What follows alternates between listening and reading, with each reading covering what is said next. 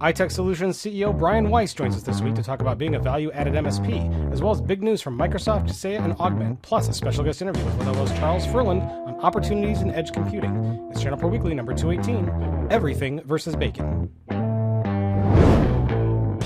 Hello and welcome to ChannelPro Weekly, episode 218. My name is Matt Whitlock, technology editor, online director, and your host of this fine show for the folks out there who are like you, the VARs, the MSPs, the IT integrators, the IT consultants. You're catching a theme here. It has to do with computer-y kind of things, technology, solutions that you provide to other businesses. That's kind of the catch there. If you're not providing those services to other businesses, you may not qualify, but we're glad you're here.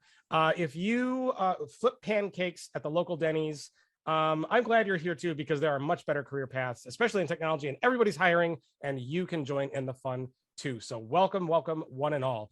Also glad to announce that we've got our awesome co-host, the man of the hour, the man who keeps everything running on time here. He keeps those pancakes golden and brown, executive editor, Rich Freeman.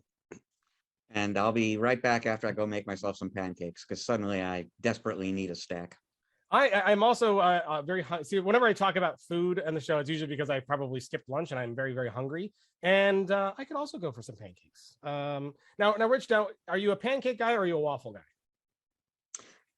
Oh, that's a great question. I have to choose, huh? Probably pancake first. I love them both, but pancake first. But here's where I go against the grain. I am not a big maple syrup guy. It's overpowering. I hate the sugar spike and crash. So it's like butter, maybe some jam, not so much the syrup. Really? You are an enigma wrapped up in a mystery with the whole pancake and breakfast thing. So what kind of jam? I don't know if I've ever had jam on a pancake. I've had like flavored syrups, but what kind of jam do you put on pancakes? Whatever is in the fridge, basically. You don't have to be particular. Very, very interesting. I'll ask our guest host his breakfast preference here in a second too. But Rich, it's been a couple weeks since we've been on, so we were gone last week.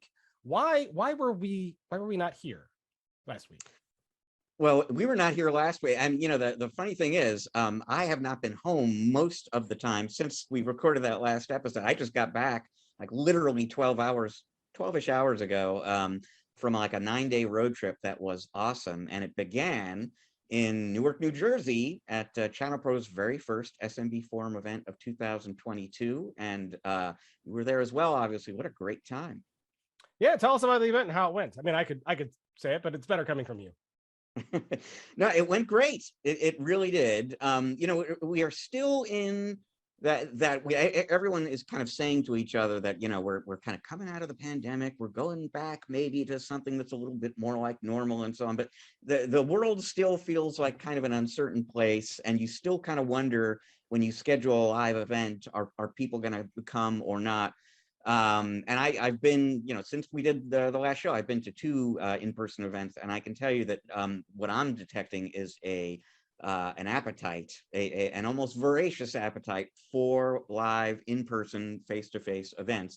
And the first really big piece of evidence that I got for that this year was our show in Newark, which was packed with people. And in particular, we always do, it's a 1-day single-track event with a cocktail reception the night before.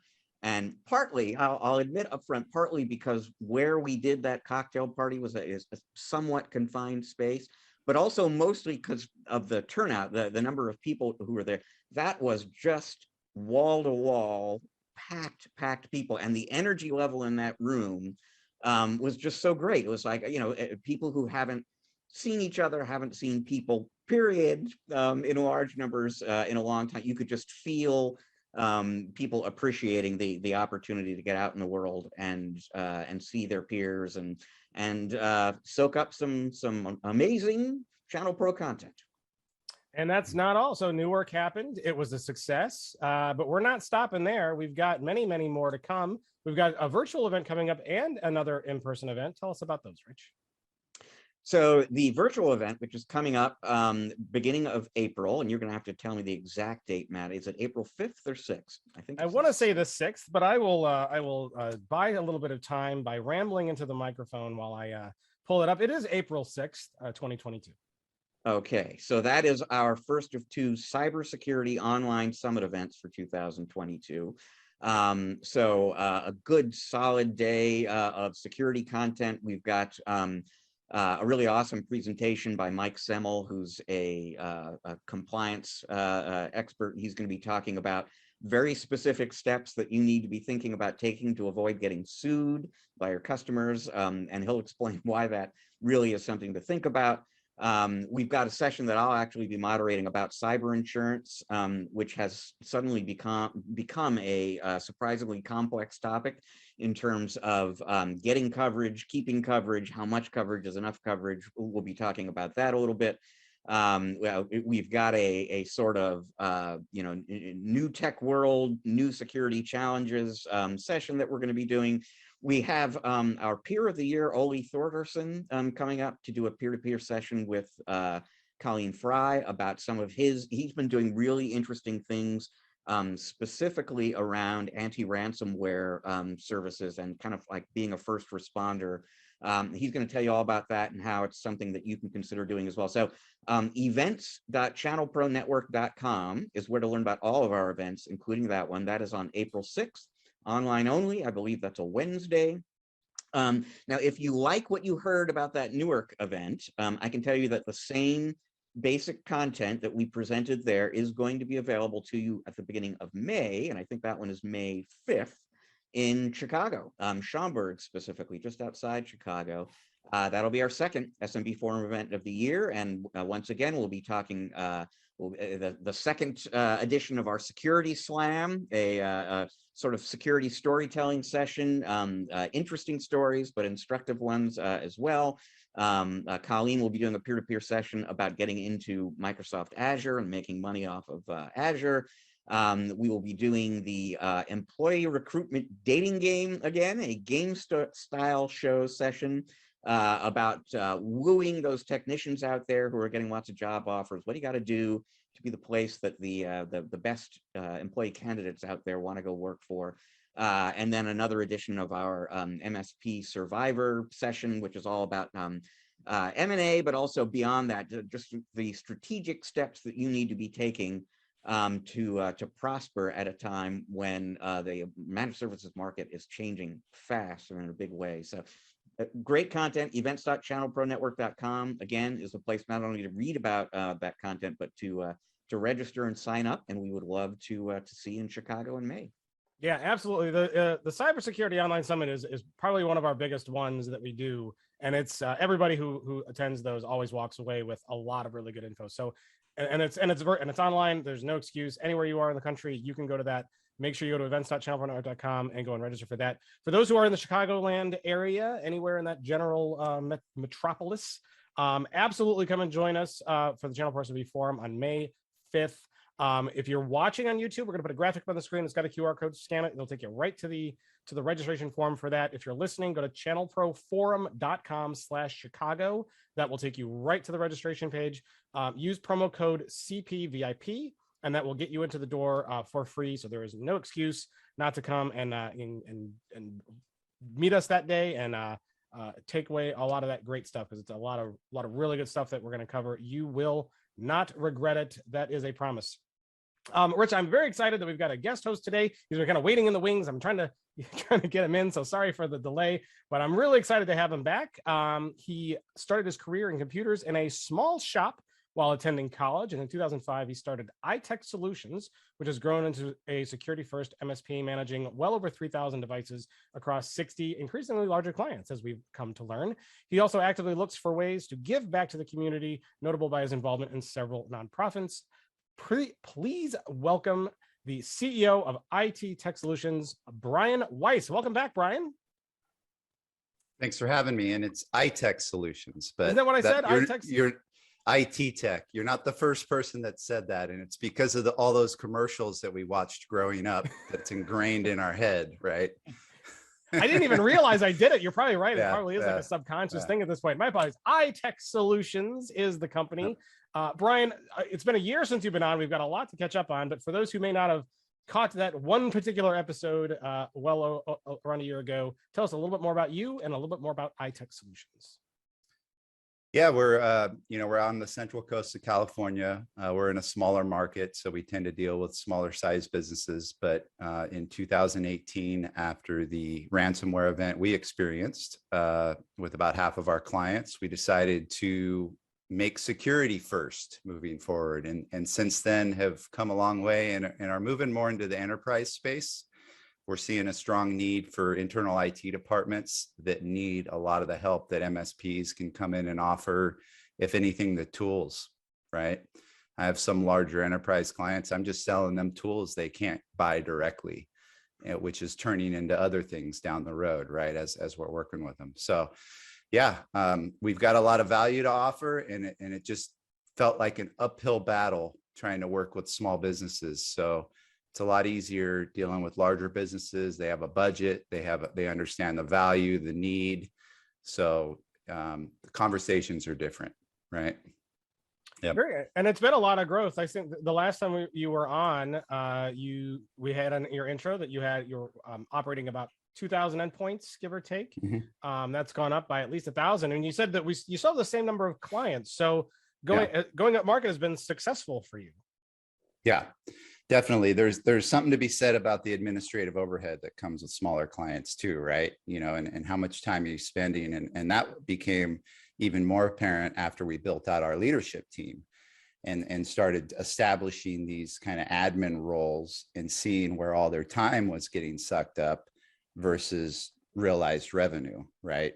From said clients. So it just, I feel bad because in some ways I feel like I'm leaving the SMBs kind of in the dust, but at the same time, I want to make the largest impact possible, right? And if we're struggling to get clients to see the value and want to implement security they desperately need, that's going to then hinder our growth and our ability to make a bigger impact, right? So. It occurs to me, Brian, the very first time I crossed paths with you, and this feels like a decade ago, it was like 2 years ago, but we were both at the Augmentt Networks conference in Santa Barbara, and you were on a panel with some other folks about co-managed IT. I don't know if it was only about that, but it was definitely one of the topics of conversation. So is your move into co-managed IT what kind of got you into these larger accounts? Yeah. And I want to key a new term here because I've been working on it quite a bit. So we kind of look at 3 buckets of clients now. We have our fully managed, we have our co-managed, and we have what we're calling VAM clients, VAM, because I really don't like VAR. It's got a bad connotation. So I'm going with VAM, value added MSP, where, we're basically going into these accounts saying, hey, we can help you as little or as much as you want, right? We can be completely flexible. Let's look at your biggest problems that you're dealing with. Typically it's, I need an RMM software. We don't have one. We can't buy it direct. We really want Datto RMM, right? And it's like, okay, let's sell you a tenant. And I think the VAR versus VAM stands true in the sense that, VARs typically come in and they sell you something. There's not really a ton of added value other than the relationship they have with the vendor that allows them to resell the product, right? And then they kind of leave and you don't really hear from them. Whereas we actually use these products on a day-to-day basis, right? I want to keep a good set of fully managed clients because I don't want to, there's that old saying of, when you can't do, you teach or something like that, which is kind of what we're doing with these large enterprise. We're going in there and kind of teaching them better ways to do things, right? Based on our experience. But I also want to be doing, right? So so we keep this nice set of fully managed clients. So we're actually doing what we're helping other large enterprises accomplish as well. And I look at the risk factor too, right? If you look at these 3 buckets of clients, fully managed are the most risk, the most shared risk. We are completely in their supply chain, right? Co-managed, a little less risk. We've got like a foot in their supply chain, right? These VAM clients is the least amount of risk because most of the time they don't even want you in the supply chain, right? They want zero knowledge, zero trust. If they're buying something from you, they want to know that you don't have access to it unless they give you access. So they kind of need to own the account at that point. And that's what I'm working with a lot of channel vendors on developing now is a way to be able to resell their products where the end client owns the account and could potentially call the vendor up and say, hey, I don't want to work with this MSP anymore. Move me to a different MSP as my reseller, right? And I think there's a huge opportunity there, especially for Datto, a publicly traded company who's channel only and has a limited market share that has to answer to shareholders. You know, enterprise wants their products. And so this is a great opportunity for them and MSPs too. So it's kind of a pilot thing. I feel like I'm paving the way. There's lots to learn. It's a different animal, you know, working with these bigger companies. The last step is always legal, right? You think you have a deal won, and then it's like, all right, let's send it over to legal and see what legal says. You know, that's a new aspect that I've come to learn, you know. The lawyers, they ruin everything, don't they? Yeah. Oh, yeah. Yeah. It's got to be really interesting with that kind of dynamic, because I have to imagine that working with an SMB, for example, you're working with maybe the business owner who's very vested into the business, versus when you get in the enterprise, you're probably working with an IT department. What is the relationship building like? What is it, and what do you have to do to kind of manage those relationships? How do you speak to each one? How do you make each one successful? So recently, how I've been getting leads is actually, thankfully, through Datto, right? And the first reaction is kind of like, well, why is this MSP here in this call, right? Why does this MSP have to be here? Because these big enterprise companies, they don't need an MSP, you know? And so that's why it's very important right up out the bat to let them know, here, I'm not here to try to sell you a bunch of my services. You know, I'm not trying, you know, I'm just here as basically a value add. We use these products. We're going to act as your reseller, but we're also going to share our best practices and our tips and tricks on how we're facing the challenges that you're facing, right? And really where the relationship gets built is during implementation, right? Obviously sales, we make the sale, that's great. But then that's the typical VAR that might just walk away and see you later, have fun. We're actually part of the implementation. And that typically is when the client sees the value and realizes, oh, wow, yeah, you know, because we're adding info along, you know, with how they should set things up and giving them other ideas, right? There's always different ways to do things. What's the best way to do it? And then that creates a situation where they kind of see us as first line of support for this product, which is really what a company like Datto wants us to be, right? And then they naturally start coming to us for other things, right? And here's another challenge I have that's not even related to Datto RMM. How have you guys solved this, right? The Auto Elevate is another great product that a lot of these enterprise companies are like, oh, wow, this is amazing, right? We can do this. There's a tool for this to help us with this. Are you kidding me? You know, and it's just, I feel like what's happened is a lot of these IT departments have kind of been siloed, you know, in their own environment. They're not really exposed to other technology. They don't even really have time to research other technology, or maybe even the will to, especially if they're trying to maintain some sort of, you know, job security. And so COVID happened, everyone's working from home. They're running around like chickens with their heads cut off. Like, how do we manage the staff? We know how to manage them when they're working in the office. How do we manage them at home? Oh, we need to move more things to the cloud, right? And then they're not necessarily well versed on that either. How do we get things to the cloud, and how do we keep everything secure as we're doing all of this, right?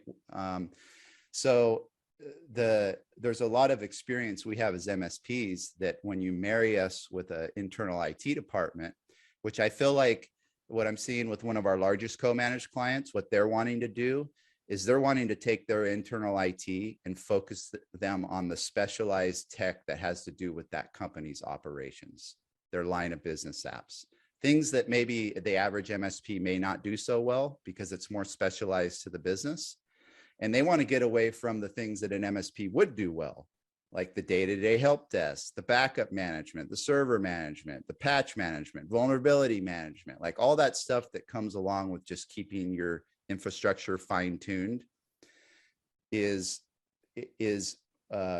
more efficient for them to essentially outsource that, especially in a co-managed, so that the internal IT people, which they have trouble finding, qualified resources can focus on the things that really help drive the growth of their business that are IT related, right? Does that make sense? Business intelligence is a big thing right now. We've got all these different disparate systems, right? How do we get the information in one place so we can have better intelligence about our business and how it's operating? And that's something that internal IT is like prime for, right? Because they're in that day to day. Interesting. Really There's got to interesting. go ahead, Rich. No, right, go ahead. Well, I mean, it's very interesting looking at that managed services tool resale engagement as the foot in the door that then leads to this much more strategic kind of relationship. It calls to mind, as you were kind of talking about this before, the only vendor in that RMM PSA tool space I'm aware of that actually has a partner program for resellers is Ninja. Ninja One is now officially on their name. And this was something that they introduced either last year or the year before. I think last year. That's what got them on our All-Star annual All-Star Awards list, with this kind of unusual opportunity to profit from their growth. But it kind of makes me wonder. I'm curious to kind of get your thoughts, because supposedly the really magic thing about the managed services model is, that what you would call fully or co-managed IT is that recurring revenue stream, which, if you are good at what you're doing, it's very high profit and so on. But it is also kind of labor intensive relative to this resale relationship. So, I mean, from both a revenue perspective and a profit perspective, how does that VAM business compare to the MSP business? Yeah, that's a great question, because you'll take a channel only SaaS product and probably mark it up 100, 200, 300% by the time you sell it to a fully managed client, right? With these larger VAM clients, you're making a smaller profit margin. I never go lower than 20%, because that's like my unicorn profit margin number I want to get to across my business. And if I'm selling things for less than 20%, it's going to drive that margin down. But you can kind of see, right? I'd say typically, these larger clients, I might be marking up a SaaS service anywhere from 50 to 100%, right? And then a really large opportunity where it's like thousands of users might get down to 20%. The other thing too is hardware sales, right? We use Datto Commerce, which integrates with all of our distributors and gives us kind of an e-commerce page. And so they shop products. We quote differently than we would a fully managed client. A co-managed or VAM client, I'm giving them a link to our e-commerce store and saying, hey, pick what you want. Fully managed, they have a form they fill out. What type of employee is this? Do they need, how many monitors they need, right? Like asking them questions so that we then give them a quote, And so there's less margin per unit, but there's a lot more units to make up for that. And because they're a larger client, less administrative overhead that is spent in the sales process to generate the same amount of sales across smaller clients, right? That's probably hard to quantify as a number, but it's very important when you're thinking about profitability. Yep. Yeah. Yeah. And that's something we're starting to do as a leadership team now, is we're even wanting to track our leadership time. Like, what's all the sales time? What's all the billing time we spend with a client? Because that all cuts into profit margin ultimately, right? And not just your service delivery team. What's the time that everyone's spending with the account?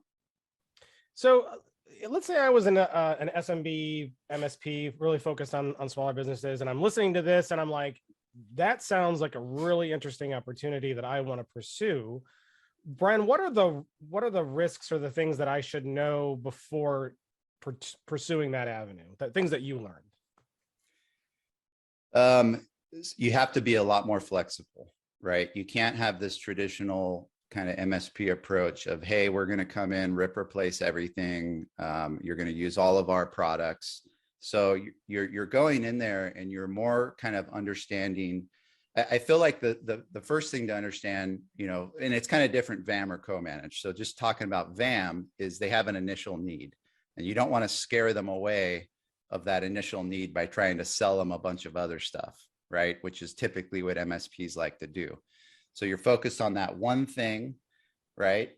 And then after you build the trust in the relationship, then you're opening up the discussion to other things. And then they're more of an open book to you, right? Otherwise, they're kind of not wanting to share as much, especially a larger company. I'd say, the challenge really is, how do you break into the space? Because these bigger companies don't care about MSPs. ITECH is just another MSP. So like with our marketing efforts that we've been kind of putting together and planning out for the year, it's really more about telling a story. So we're kind of looking at the story brand book, right? We're going to be redoing our website, and it's really a story around the solutions that we offer. So we're going to be riding on the coattails of companies like Microsoft and Datto with our marketing. We're going to, one of our recent VAM clients is Pete's Fresh Market in Chicago. They've got a chain of like 17 stores, and they're seen as kind of a leader in that area. We're going to do a case study with them, market to that area using their name, right, to catch people's eyes. So the idea is a lot of this marketing material is somewhat targeted. I bought a list of companies that use Kaseya, that are 100 or more employees, that have internal IT. And I know they'd love to use Datto RMM instead of Kaseya, right? So you have to kind of target your marketing a bit and understand that it's not all about you, right? If I have the big ITECH logo up top, they're going to be like, oh, just another MSP next. If I'm, hey, we have this case study on how we help this business with these solutions, and these are the problems we solved for them, and I know that I'm tugging on emotional heartstrings of that people in internal IT are having challenges with right now, that's going to catch someone's eye, and they're going to be more open to it because it's a name they know, right? We just decided to switch our networking stack to Cisco Meraki. We might do some things down that line, right, using Cisco Meraki's name as well. So it's more about the solution we provide now, and the vendors and names that make up that, than it is about our name, right? You mentioned earlier that it's hard to find good technicians. So this might be a niche question, but when you're an MSP working with an SMB, this is usually not an issue. But if you're working with lots of other big IT departments, I have to imagine that you have personnel, or they have personnel, that might be of interest. And recruiting is very tight right now. Maybe I have recruiting on the brain because of our session at the events. But are you putting anything in place to like prevent your team from going to your customers and vice versa? Is there any risk there? So we're in California, we're at will employment. So I can't really do anything employee wise, but obviously with the client in our MSA, we've got, that they can't, hire our employees, and that we won't try to, poach theirs, obviously, because we want to have that understanding. And we've got one of our co-managed clients right now that we're looking at switching from block hours to staff aug, mainly for the idea that, hey, maybe they might want to buy these employees down the road, right? I want to set up an agreement with this client where we're going to open the door for that opportunity, if they wanted to do that. So then now, we're approaching staffing them up a lot differently, with the idea that, hey, we might eventually lose that employee, but no big deal, because they're working solely for that client anyway, right? And then there's kind of like a buyout that they would buy the employee to bring in-house. A technician added reseller? Is that what is what's the SKU for an employee? I'm just curious. Well, and that's what's funny too, because when I was talking to a lot of people about what we were doing with staff aug, it didn't really, there's kind of two main buckets I was seeing out there as far as what people were doing, and it was kind of a hybrid in the middle, right? Because we want to give them the opportunity to buy the employee down the road, but at the same time, the whole reason that they're bringing us in into doing this now is because they don't want to have to manage their help desk. They want us to staff up their help desk. They want us to develop all the processes, oversee how their help desk is being run, to basically create a help desk that can run itself, that they might eventually buy and just bring internally, right? So they see, they know, they're looking at their internal IT and they're going, hey, their main value is the institutional knowledge they have about our business and how it operates, especially around our line of business apps and a lot around business intelligence. Their value isn't doing help desk, I can't print to my printer tickets, right? They see that being better handled by a company like us, who's streamlined to deal with those requests and get them done in a timely manner. You know what I mean? So very, very interesting. And I'm sure folks are going to want to learn a lot more about this from you. So stick around to the end of the show, folks, when we get some information on how to get in touch with Brian.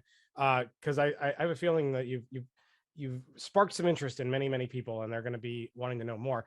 And I do have to ask one last question before we move on to news. And I know Rich is chomping at the bit to get to news, but I asked him, and I have to ask you, pancakes or waffles? Yes.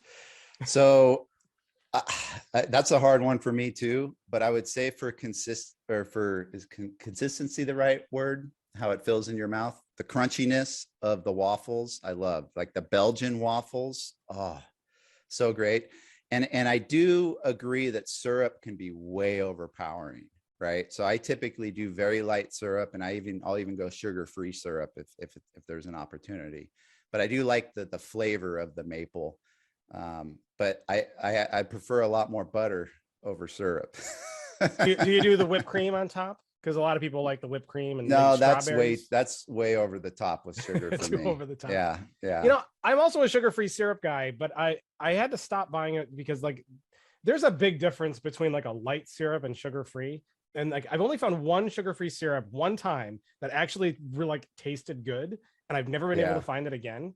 So I tend to do the light one as like the best balance, because I agree you're right. Be overpowering. No, you're right. I think we've done both, but you're right. I think the light is probably what I prefer.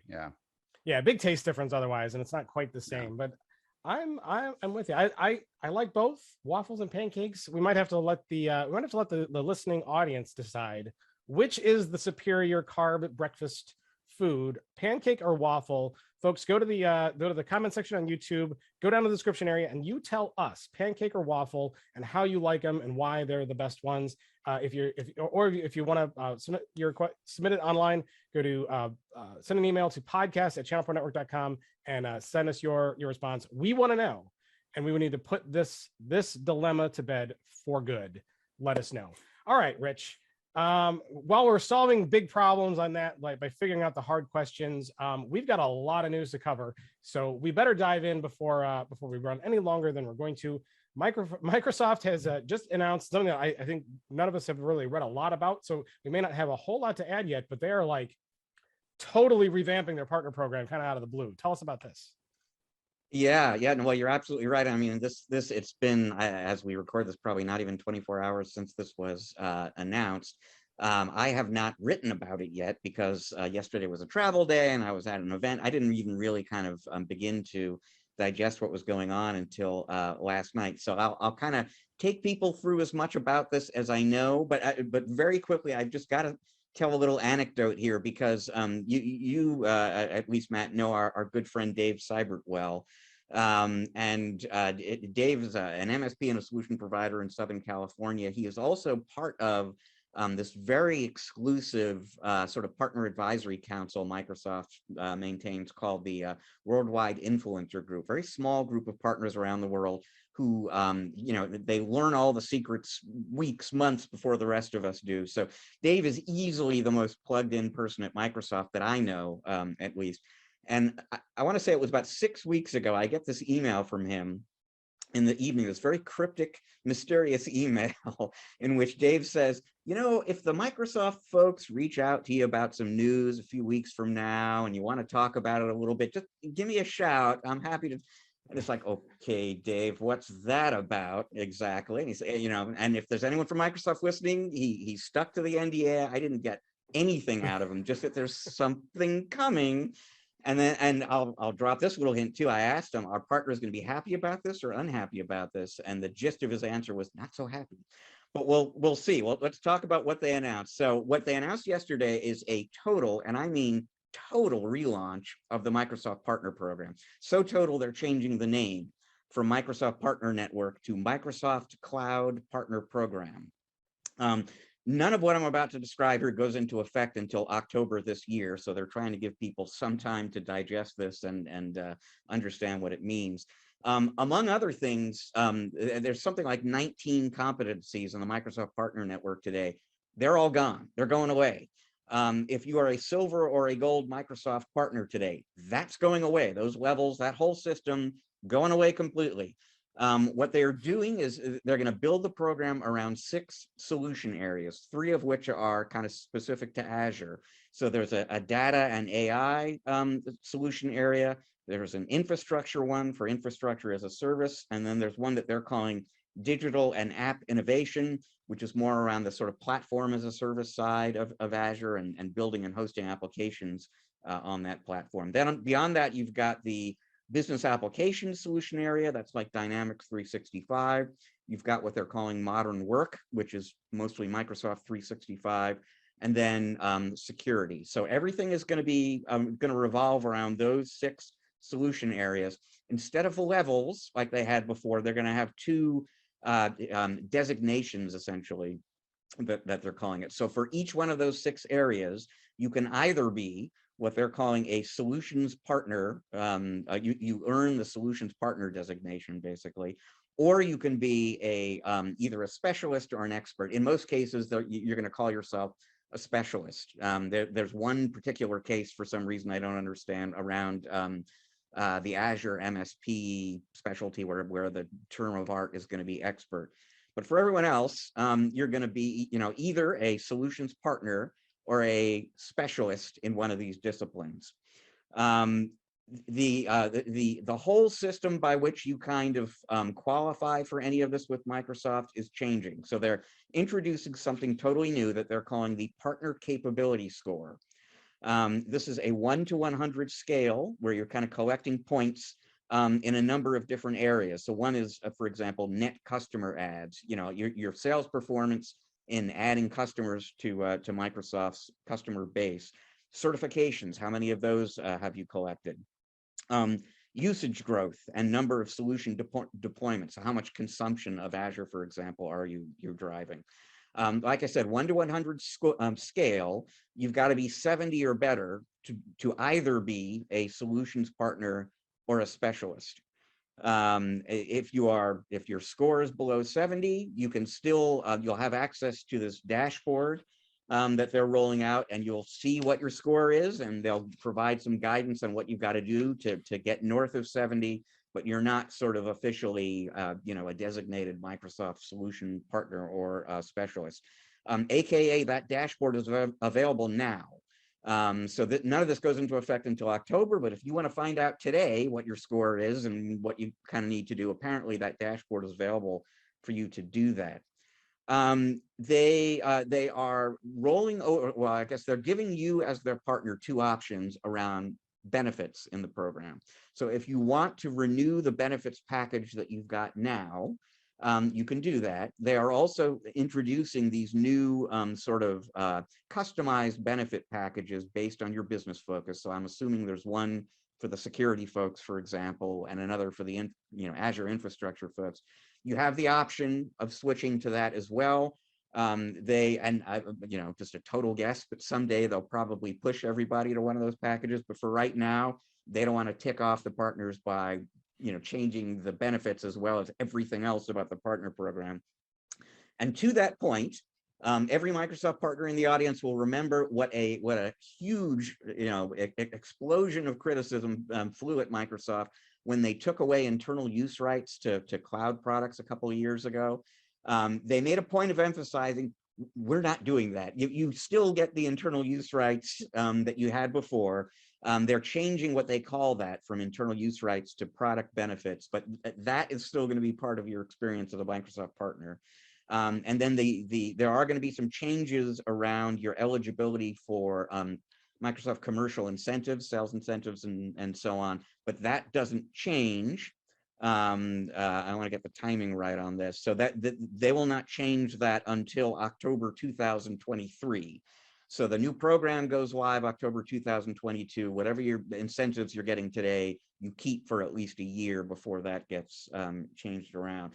So, everything. They've changed absolutely everything. I'm going to try to get Dave back on the show so he can kind of help me understand why this is maybe not great news for a lot of partners. But it certainly shakes everything up, and it does so at the exact same time everybody is still adjusting to the new commerce experience in the cloud world. I was about to say, because that's been something we've been talking about week after week, which has been big news. So now 2 questions before I send it over to Brian, because I want to get his take as well. There's there's 2 designations. You know, if you are not one of those designations, you are just what, a nothing? Is that how they? You know, I kind of think so. You're affiliated with the program in the sense that you have access to certain tools and resources that are designed to help you get to 70 or better. But you're not, you don't have the ability to go out to customers and say, I'm a, Microsoft Cloud Partner Program member, or a cloud infrastructure solutions partner, et cetera. You are engaged with the program, but you don't have that the ability to kind of promote yourself with one of those designations. And 70 or above. So no D students in the school of Microsoft, apparently. That's right. Okay, so Brian, it's a lot to digest. I mean, I'm sure you are a Microsoft partner, as most people are. Have you checked your score? Are you a Microsoft normie, or are you higher up the food chain? Well, I just did that after I found out, hey, it's available right now. And unfortunately, they don't give me much points out of the gate. So I got to investigate why I'm missing these. Sorry, we lost your audio there for a second. So you checked your score, and what was it? It was lower than I hoped it would be, right? So I got to dig into I was just looking at kind of some of the reasonings, and obviously there's like net customer ads and things like that. And that's, my overall, the way it was before, thought was, I don't know if I'm ever going to reach gold, because they had so many requirements for customer ads, and I'm not really in the business to scale by trying to get as many customers as possible, because I see that as a bunch of shared risk if not properly checked, right? I don't want to be in the supply chain with a customer that is not secure, and the only way to meet some of those numbers is either be a behemoth company with a big sales force, or just be taking on clients left and right. So I'm bummed they got rid of the silver and gold. Before they had, Microsoft partner, silver, gold. To me, I'm a silver partner. I'd love to put in the silver on everything, right? I mean, yeah, I'm not a gold, that's fine, but at least I'm silver. Now, and that means something to the layman person, right? Silver, gold, like silver isn't bad. It's second place, right? I guess if you look at it from a trophy standpoint. Some would call second place the best loser. Yeah, there you go. Yeah. But now it's like, what's going to be the perception of solutions provider? Like, everyone's a solutions provider. From a marketing standpoint, I'm wondering, it sounds like that's going to lose some weight to it, right? I did the Microsoft NCE thing, had my Microsoft silver, logo on there. Hey, here's the news here, we're a silver partner. Here's what you got to worry about. Did all the hard work of getting almost all but 2 of our clients onto M365 Business Premium as a minimum moving forward. So that hopefully that'll help me with some points, maybe, we'll see. But I think part of my issue is that their structure is too much of a shotgun approach. I feel like they should have more of a customized program for MSPs, because we grow at a different rate. We deal with a different size client, right? And so I don't know what were you going to say. Well, I was going to ask, so I know we probably haven't seen all of the different criteria yet, but is it looking like unless you really are a large scale with a big sales force, can you even climb up this program? Or are there other ways where, even if you're not necessarily, selling tons of new seats all the time, you can still kind of be up in the chain? Yeah. So it's going to be the expert, or the specialist. It's going to be the hard one to get. Like I'm seeing right here, usage growth, Azure security required 25,000. Right. Wow. Usage growth, Microsoft 365 required 2,500. So, these are numbers that MSPs rarely see in a year. Right. And that's the, maybe they should give MSPs a longer time to reach those numbers. Maybe, I don't know, but I feel it's going to widen the gap. right? The larger MSPs and the big enterprise companies are going to be able to take advantage of that, get more business out of it. And then the smaller guys are going to fall off and not be on the radar at all. And you said, Rich, that affects the benefits that you get too. Because you get extra benefits if you're at one of those levels, or do you just get the recognition and the designation? It's mostly the recognition and designation. I think there's a longer term story around benefits that we'll be exploring. But I mean, if anything, the message they're trying to send now is if you like the benefits you're getting, you can continue to get them. Okay, interesting. I do like that they simplified it, right? Because the old system, I was like, there's so many things to choose from, you don't even know where to get started. Now they've kind of given you less choices, which I think is nice. Less is better, apparently, folks. Keep that in mind. Less is more. Less is more. Brian, Rich, anything else to add on this one? I know we're probably going to dive into this more in future episodes when we kind of get more details, but any other thoughts, high level? I mean, I will raise this question. We may not have time to get into it, but this was a question that kind of popped into my head as I was reading about this initially. And so, you know, there was the whole thing around the internal use rights that I alluded to before. There's the whole thing around NCE. Now there's this kind of partner program, Earthquake. And just listening to you, Brian, kind of talk about those thresholds, because I hadn't seen those before, it makes it clear that if you are an SMB partner, that you're at a disadvantage in certain ways. What I'm kind of pondering here is, at what point do the smaller partners and the ones who aren't all about, you know, net customer adds and Azure consumption, at what point do they start thinking, is this worth the effort anymore? You know, and I don't have an answer to that. It's a question I'll be asking Microsoft partners in, you know, are you getting to that point where it's starting to feel like, why am I even doing this anymore? But I don't know. Like I said, I'll try to get us some time with Dave. If there's anyone who will be able to kind of help us think through what all this means, he's the guy. Well, one thing I will add is, I think an easy way to get around it is, why not do it based off of growth percentage? The smaller guys need less numbers to meet that percentage, right? The larger guys need higher numbers to meet that percentage.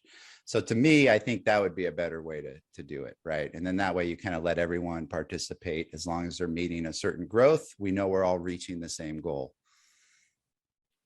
Yeah, that makes sense to me.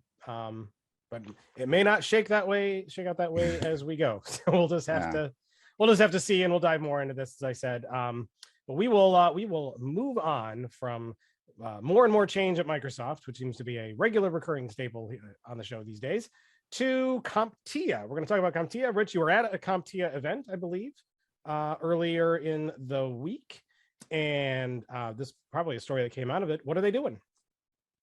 Yeah, no, so when I got home from last night, that was in downtown Chicago, was CompTIA's Communities and Councils Forum for 2022. This is the first time since 2019 that they were able to do that live and in person. And so I very much had that event in mind when I was kind of talking about that appetite for, you know, face-to-face again, because I had a really terrific time at the show. And a big part of that was because I was seeing people I haven't seen in years, and everybody was so sort of happy to be together. And you know what, it really did kind of reinforce for me that there is ultimately no substitute for face-to-face. We've all learned a lot about virtual events, and I'm proud of the ones that we do at Microsoft, or excuse me, at Microsoft, the ones we do at ChannelPro. That would be the name of our company. He's got Microsoft on the brain, folks. Yeah, exactly. But when you do start going back to these in-person events and running into people in the hallway and having these, you know, conversations that you didn't anticipate having, I just got a lot done at the show that I didn't even anticipate that I would do. So I just kind of wanted to put that out there. But the big news story out of the Communities and Councils Forum, or CCF event this year, is that CompTIA is now allowing all of their MSP members, not necessarily all of their members, but every MSP in the CompTIA membership now gets to join CompTIA's Information Sharing and Analysis Organization, ISAO or ISAO. Everybody gets free access to the ISAO. And it had cost $500 to get into that program and be a part of it before. They, you know, from CompTIA's perspective, that's a relatively low number. MJ Shower, who is now the chief community officer, he's running community for CompTIA, but he was the guy who really launched the CompTIA ISAO and ran that right up until end of last year. And from his perspective, if you can't afford $500, you know, for a really valuable source of security information, there might be a problem with your business. This was meant to be a pretty low bar to clear, but it was high enough apparently that there are some MSPs out there who just weren't quite willing to pay it. And so, you know, from CompTIA's standpoint, this is not some giant, you know, revenue hit. They weren't trying to make money off of this in the first place. So they've just kind of eliminated that issue.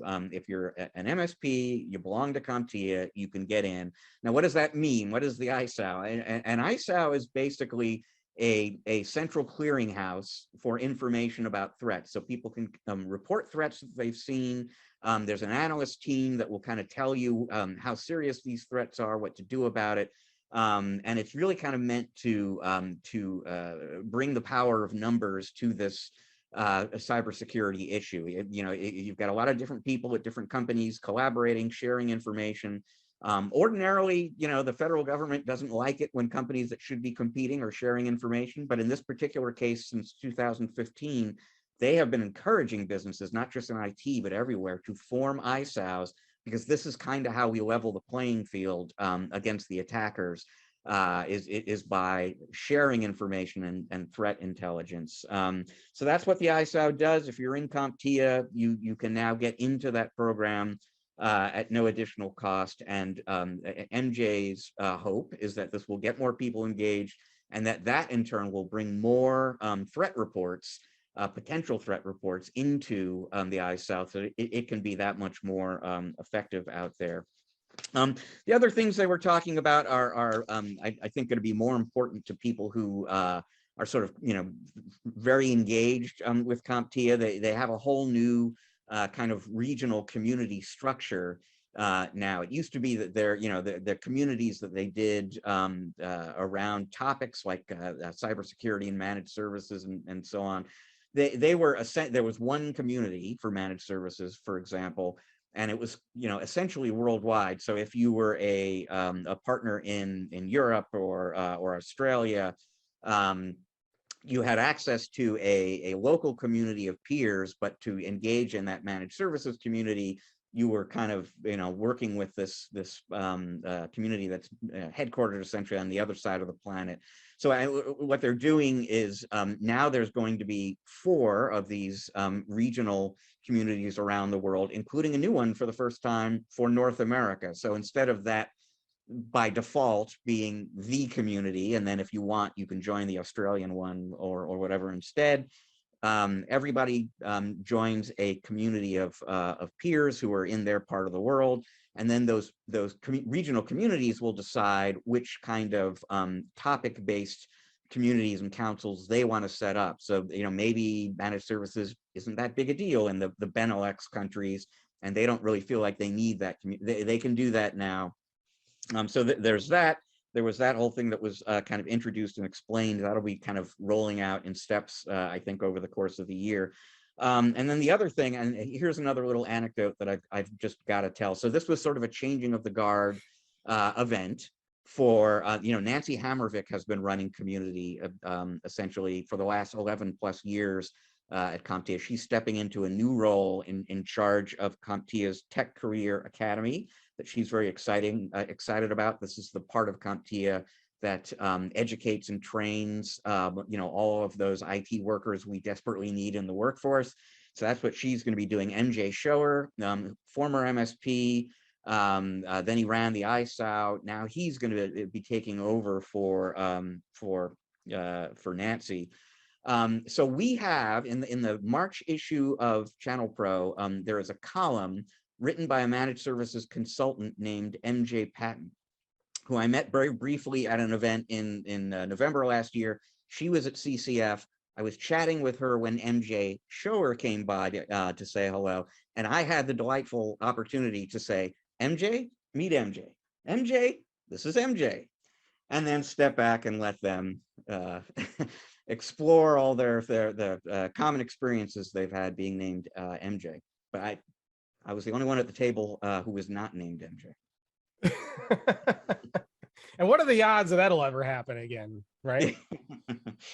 So lots to cover there. I'll start off first, folks, by saying, like, we're gonna just kind of scratch the surface of a lot of these stories and kind of give you the overview. But there's a lot more here to read through, and links off to other parts of these stories. Make sure that you're opening up your description area on your device and going, and we got links in there to all of these stories so you can kind of read and follow along. If you're watching on YouTube, hello, and you're watching, open up the description area under YouTube, and then you'll see the links there for you as well. And also, if you're on YouTube, hit the like button, leave a comment. That's all this is really important, and we would appreciate it. So not a whole lot, I think, to dive in here for Brian, other than to talk about an ISAO. Are you part of an ISAO? Are you part of CompTIA? Is this something that is of interest to you? So I signed up for it after it became free. The $500 was just too much? Is that, well, it was just enough to be like, nah, that's okay. So I think really what it needs is a little more added value other than just spamming an email box, right? Because that's what happened after I signed up, is I immediately got spammed, rightfully so, because that's what the service is all about, right? But I had no idea how much it would be until I signed up. So I definitely recommend, if you're going to do that and you want to have your team's eyes on it, maybe just set up a shared mailbox that's getting the feed, right, that everyone has access to, so you're not getting inundated. But I think vulnerability management is going to be the next frontier that insurance companies are going to start requiring that you show proof of, right? We know vulnerabilities happen. Show us proof that you're actively, addressing these and patching them. That'll be next after the MFA push, right? So we need to be aware of them. The tricky part is, okay, great, I got this email that tells me about this vulnerability. Well, now there's technically a bunch of busy work if you don't have some sort of automated tool to immediately help you identify what assets you're managing that have that vulnerability, right? So that's the other thing too. When you look at the MSP industry, it's like, I'm going to pay $500 to get spammed about a bunch of vulnerabilities that are going to create a bunch of extra busy work for me, or make it so I can't sleep as well at night anymore because I'm getting spammed with constant, vulnerability after vulnerability, right? So obviously there's CVE out there too, right? It's another source that, a lot of these probably already have as they're coming out. But ultimately, I think as an MSP community, we need to have a tool that knows all the assets we're using, knows all the software we're running, and that when one of these vulnerabilities comes out, it's telling us, okay, now either you don't have to worry about it, you're all safe, or here's the items you need to address, right? Give us that next action item that we can easily see at our fingertips. Otherwise, it's kind of overwhelming for the average MSP to be dealing with. You know what I mean? So, and when it seems like now, if you don't do anything about it, you're just burying your head in the sand and just hoping nothing bad happens. And you can't do that either. Well, and that's a tricky part too. Sometimes if you know about a vulnerability and then you knowingly not patch it, there's more liability there than not knowing about it and not patching it, right? So there's kind of that whole due diligence. It's a slippery slope, double-edged sword, right? You want to have all of that information for compliance purposes and so that you've got eyes on everything. But if you're not actively addressing it, that could bite you later. You know what I mean? That goes back to a very famous quote from The Matrix: "Ignorance is bliss." Yes. Thank you. Yeah. Which is kind of scary that we have to think about it in that way, but you're absolutely right. That's something that you got to consider if you sign up for stuff like this, is the more you know, the more you have to deal with. You want to comment on anything else that kind of came out of this story, or anything else about ISAOs?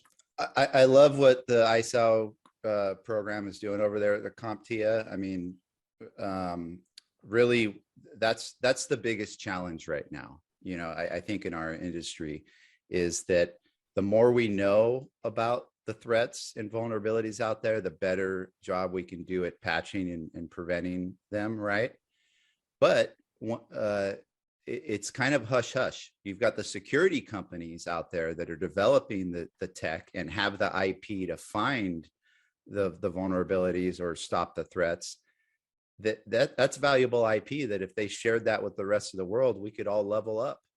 But they don't, because that's how they make their money, right? I was just talking to DNS Filter and I was like, hey, I would love it to where you could give me all the IPs that you find that are, suspicious, and port that info over to my firewall. So my firewall could dynamically be blocking things as you find them, right?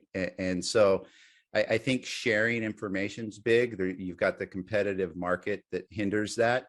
And then you've got the afraid of PR nightmare on the other end, where when incidents do happen, where that information could have been shared to help a lot of other people, it's hush hush because they don't want people to know it happened, right?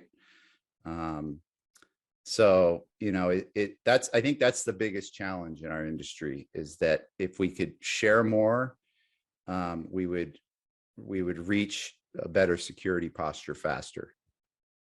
Right. But as you said, the competitive market sometimes prohibits that. So I guess it's plugging yourself into all of these companies and paying for it, unfortunately. But that's just kind of how the world works, I guess. Yeah, we got to aggregate it all together ourselves, right? Yep. Yep. Ultimately, that's what you got to do. So Rich, I don't think there is more in that story, folks, to digest. So we'll just send you to the show notes to go and do that. And if you open your phone and you don't have the show notes there, just go to channelpronetwork.com, find the show notes for episode 218, and all of those links will be there on that page for you. So go and check it out. Rich, Kaseya is in the news with a lot of things. They've added, just lots of stuff. I'll let you tell us about it. Yeah, so what they did, and this story is from a couple of weeks ago. We obviously skipped a week on the show, but on the day we were doing our event in Newark, Kaseya announced a new version of their Compliance Manager product, and the new version is called Compliance Manager GRC, which stands for Governance, Risk, and Compliance. And they've really kind of re-architected and expanded the Compliance Manager system. So in the past, Compliance Manager was a tool that you could use to assess and maintain end user compliance with a series of different regulations. So there, HIPAA, GDPR, CMMC, a lot of the obvious candidates. Each one of those regulations had its own kind of dashboard in the tool, and there was like separate pieces of this one solution. So that first and foremost, what they've done is pull all of those different dashboards together into one consolidated view of all of the applicable regulations that all of your customers are subject to through the proverbial single pane of glass. They have also created for the first time the opportunity for you to create additional customized standards of your own. So there's this library of 400 compliance controls, and you can pick and choose and create a new standard beyond the obvious ones like those I named before, which is relevant. I mean, just as an example, there are cyber insurance companies that say, here are the things you've got to do to qualify for this policy. You can now kind of, create your own assessment and maintenance tool for that particular standard. There is a training component and an end user training component in this product now, because end user training is a part of a lot of regulations. There is a portal. This is kind of interesting. There are a lot of regulations. HIPAA is an example where you're subject in one sense if you are a healthcare provider, but you're also there are requirements that apply to you if you are a vendor who serves somebody in the healthcare field, if you're a business associate, as they say. So there are all these surveys going around downstream where companies are collecting security and compliance related information from their suppliers and their partners. There's a tool for managing that process in Compliance Manager now. There is a new feature called the Rapid Baseline Assessment, which comes, it was developed in response to feedback from users. In the past, pretty much the only way you could kind of get useful information out of the Compliance Manager system was to go through a full bore compliance assessment check, which is like a 10 to 20 hour process of thoroughly assessing a client environment to get that reporting together. But a lot of MSPs want to have some data from the tool to use in a sales meeting, for example. Here's where you are right now. Here are the things that I would like to do with you to get, and you don't want to put 10 to 20 hours of work into that initial engagement. So now there's this rapid baseline assessment tool that'll help you kind of get that baseline set of information up front, just to kind of initiate a conversation with a client. So a lot of new goodies in the Compliance Manager tool for people who are familiar with it. And I'll just mention in parting, I posted another story on the ChannelProNetwork.com website this year called "Compliance is for Everyone." And it was inspired by two conversations I had with exhibitors actually at that Newark conference that we did, which really kind of drove home for me. There are a lot of folks out there right now who are not providing compliance services to their customers, even though compliance is this giant market and it's growing very, very rapidly. But there are a lot of people who aren't in it because they don't feel like they have the expertise to do it. You might have, 3 healthcare providers in your customer base. HIPAA is very complex. I don't have the time to learn HIPAA, and I don't want to get that wrong. I'm just not going to play in the compliance space. And there are opportunities out there. There are ways to provide compliance services and add that to your revenue stream that don't necessarily require you to make that big investment in expertise. And the Compliance Manager product is an example of that. There are other tools out there like that. There was a company in the expo hall at our show called Choice Cybersecurity, and they're like an MSSP, but they've gotten really deep into compliance, and now they're doing these sort of white label compliance engagements for MSPs who have a few customers subject to HIPAA, but don't know about HIPAA. Now here's a way to add that to what you're doing for those accounts without having to. So I would just encourage anyone who out there who isn't doing compliance and sort of feels like I can't get into that, to investigate some of these options that you have out there, so that you are participating in this big and growing market, and you're not leaving the door open to somebody else who does have compliance services and can kind of get a foot in the door by working with your customers in that way. For sure. It seems like compliance is this big looming cloud of opportunity because, and I think you're right. I think it is starting to affect everyone. I want to start off first by giving kudos to Kaseya for not calling it Compliance Manager 1 or Compliance Manager 360. Always get my round of applause for that. Brian, let's go to you because you are probably having to deal with some kind of compliance. What are you doing in that space? What do you think of a product like this? It's definitely needed. We need more of them out there, right? I think that part of the issue is, and I've been through the compliance, wormhole, if you want to call it that, where, I started out with, let's see, what did I start out with? CIS, then I went to NIST, then I went to CMMC. What I'm talking about is learning about all of these, right? And trying to figure out which one are we going to be doing, right? The CMMC was like, great, cool, great opportunity. Then they're like, oh, wait, we're just going to turn CMMC back into NIST, basically. Then it went back to NIST. And really in that journey, and kind of what I realized is, while we do use compliance to measure how well our security is, where we've decided not to actually offer it as a service, because as the company providing security, we don't feel we should also be the one telling our clients they're compliant, right?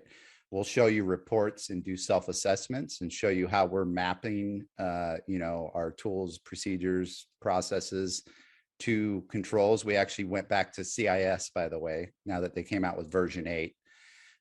Reason we stuck with CIS, we like how technical it is. Our engineers relate to it a lot easier, and it easily maps to all the other regulations with not missing much, if any, in some cases. So, and we wanted a standard across the board with our clients, right? That we're measuring everyone on CIS, and then if anyone ever has a regulatory compliance, we can we can convert that and show them what that looks like, and then help them cover the additional gaps.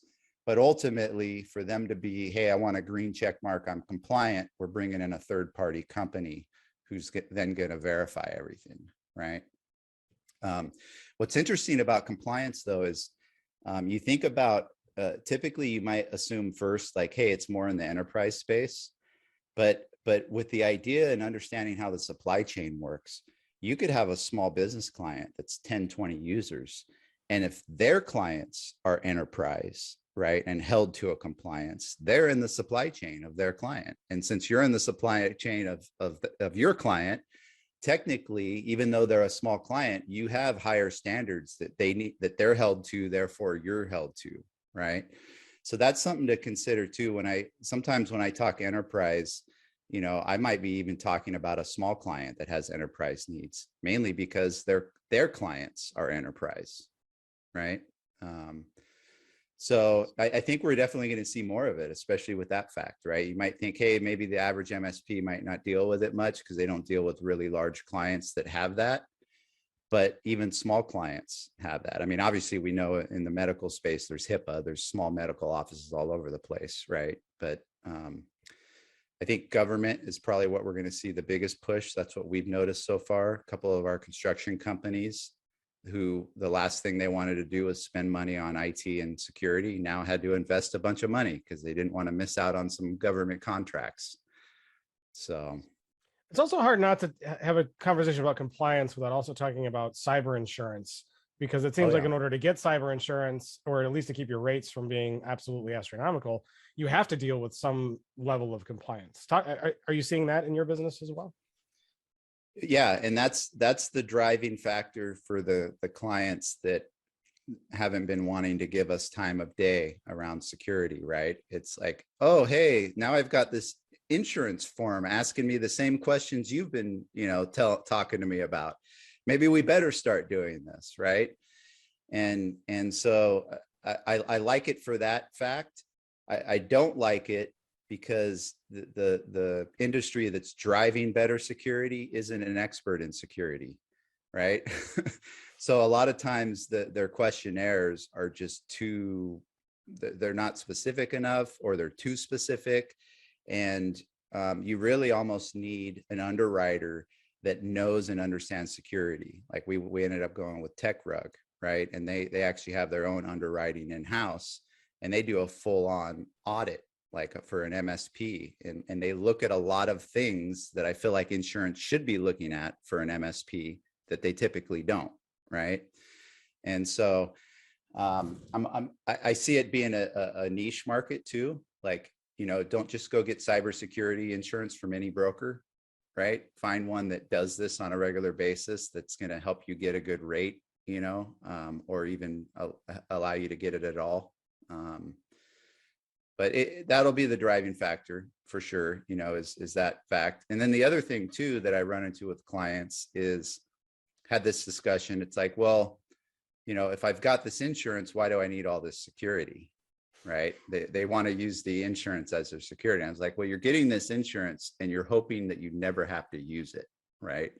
This is our worst case scenario, get out of jail free card. Well, not necessarily free, but, you know, bail me out of a bad situation. This isn't, hey, my first, you know, this is what I'm going to go to first when I have an issue, because they're likely not going to renew you, right? It's a one-time use card. Yeah, I have this automobile policy, so I guess I can just ram my car into a brick wall every time I want. Exactly. You know? Yeah, it doesn't work quite that way, does it? So interesting stuff. Rich, anything else to add on this one before we move on? No, I think it was an interesting discussion. I'll just quickly add, it was interesting to hear your point of view on compliance services, Brian, because CMMC works more or less exactly the way you were described. It's like you can either be the company that implements the controls or the one that audits compliance, but you can't be both. Yep. And that's sort of the model that you've adopted too. Yeah, probably smart as well. Definitely. All right, well, Rich, let's move on to our final news story, and that's from Augmentt. They've built stuff, and you're going to tell us what stuff they've built. They've built a few things that they rolled out. This also is a story from a couple of weeks ago when we were in Newark that we're just getting around to now. And I'll tell you about both of them, but I'll tell you about the one that kind of caught my attention because a few episodes ago, when I attended the Nerdio show, Nerdio is a big cloud implementation and management vendor. And sort of their big news at their NerdioCon event for 2022 was that they had added integration with Microsoft Endpoint Manager, that basically they had added some device management to a platform that traditionally had been all about cloud management only. And that's kind of what Augmentt has done well. Now, Augmentt is I still think of them as a startup. They've really, I don't even think they've been officially in business for 2 years at this point. They are one of those young cloud first cloud management players out there with companies like Skykick and Jump Cloud and Better Cloud and others out there. They have a series of different products, one of which is called Discover. That was actually the first one that they introduced, and it's just basically designed to go out into a customer environment and discover, to kind of inventory all of the applications that it finds out there. And originally, up until very recently, it was really just looking for the cloud applications, because one of the things that I'm sure everybody here, listening, watching knows is that when you really start looking at it, at any customer account, you discover that there are all these software as a service solutions that your customer is using that they didn't even know they were using. It's like some random user created an account for something. And so Discover was designed to help with that problem and to keep an eye on what's actually in the cloud estate. They've added the ability to discover desktop applications now. So applications that are not hosted in the cloud, they are principally hosted on the device, on the desktop. And I'll just quote Derek Blair, the CEO of the company. He said, "The reality today is most of those desktop apps are actually just cloud applications or SaaS applications with a desktop icon." So if you want a complete picture of what's happening around cloud applications, you have to look at the device as well. But this is another example, a second example within the span of about a month, of a cloud management company adding some device management to their platform. Because I think what's becoming clear, what's becoming part of the cloud management picture is that even if, and I'm paraphrasing Blair again here, he said at one point in the story, device management these days, it's not really about CPU, it's not about disk, it's not about memory, it's not about storage. What it's about, but it's still important. Like the device itself, he said at one point, is disposable. I don't care what device you're using to get to the cloud app. It's the cloud app and the data in that app that matters. But that doesn't mean the device is irrelevant. You want to know if it's patched, for example. You want to know what's running on it. In this case, in the case of the Discover application, for example. And so these cloud management vendors are beginning to add some desktop management to what they do. As they do so, they're getting closer to what an RMM tool does. But I'm increasingly of the mind that we shouldn't think of them as competitors to the RMM tools. And in fact, Augmentt is forging integration packs with the RMM tool makers. They're really creating a new category of management interface for the cloud first MSP of the future. There's going to be some device in that, but it's never going to do what a device first RMM solution kind of does. And so the question is just going to be, do you believe, as Augmentt does, that you don't really need, increasingly, you're not going to need what that traditional RMM system does. What you're going to need is what a system like Augmentt's one of the other Augmentt tools, which is really just it's kind of a monitoring and management solution for a cloud environment. That's what you need. That's, and that's Nerdio, very much Nerdio's point of view as well, and these other vendors. The other thing that they announced quickly is just that they have a solution called Augmentt Secure for securing cloud applications. It was capable of giving you a sort of point-in-time view of how secure a given user is. It now has alerting capabilities. So if a problem materializes, you, instead of having to wait until whatever the next scan or the next report, you can get alerted on that in real time, and that's new and obviously relevant functionality that they didn't have before. Brian, perfect time to just send it over to you. Do you agree you don't need the traditional RMM anymore? Is this enough, or are these two things combined one step closer to kind of that thing that you were talking about earlier, which is maybe like vulnerability management, which is what you kind of want, right? What do you think? Yeah, so there's definitely a need for it. I mean, there's lots of topics to touch on here. I think the first one to understand is that as pillar number one of NIST, right, which is identify, you know, that's an issue right now with a lot of companies. You know, we've traditionally have been able to identify what desktop apps are being used, right, and build policies around that. Where are our eyes on what cloud apps are being used, and what's the opportunity for shadow IT to be happening, right? And so with our clients, we're going through and building, you know, we've got desktop application policies. We're also building, you know, cloud application policies now. And then looking for ways, you know, right now it's primarily between, you know, DNS filter and in our firewall that you're then blocking access to that.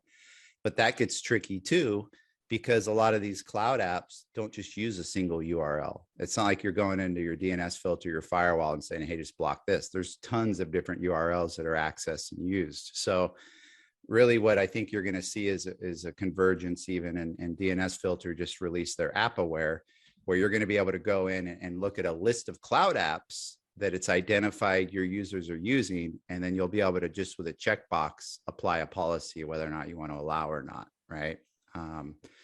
But definitely understanding that it's less about the device now. Like the new edge, the old edge used to be the firewall, right, at a network. The new edge is essentially like someone's identity, you know, to be able, that's how we're accessing resources now. So very important. Is the traditional RMM going to go away? Well, I mean, if you pick it apart, I think really where it still has a lot of value is around reacting to vulnerabilities that need to be patched, right? How are you going to patch that third-party software or Windows? I mean, obviously Intune is going to, you know, be helping with more and more of that down the road. What about your network devices, right? Until network devices are all cloud managed, you know, obviously we're moving that route. You still have those network devices you got to get to and manage too, you know? So I think it's going to definitely be around for a while, but the RMM 2.0, if you will, is going to be more of a cloud RMM, where it feels like you're managing more users, cloud resources than you are devices. Rich, we talked about a company in the past. I believe even had someone on that was really all about identity management and looking at that from an identity perspective. Do you remember who that was? You're probably thinking of Zerotech. I hope I'm getting that name right. And interesting thing, just to point out, Augmentt was founded, Derek Belair, who I mentioned before, and Gavin Garbett, who they co-founded Augmentt. They are the same people who created Level Platform, or excuse me, Enable once upon a time. Mm-hmm.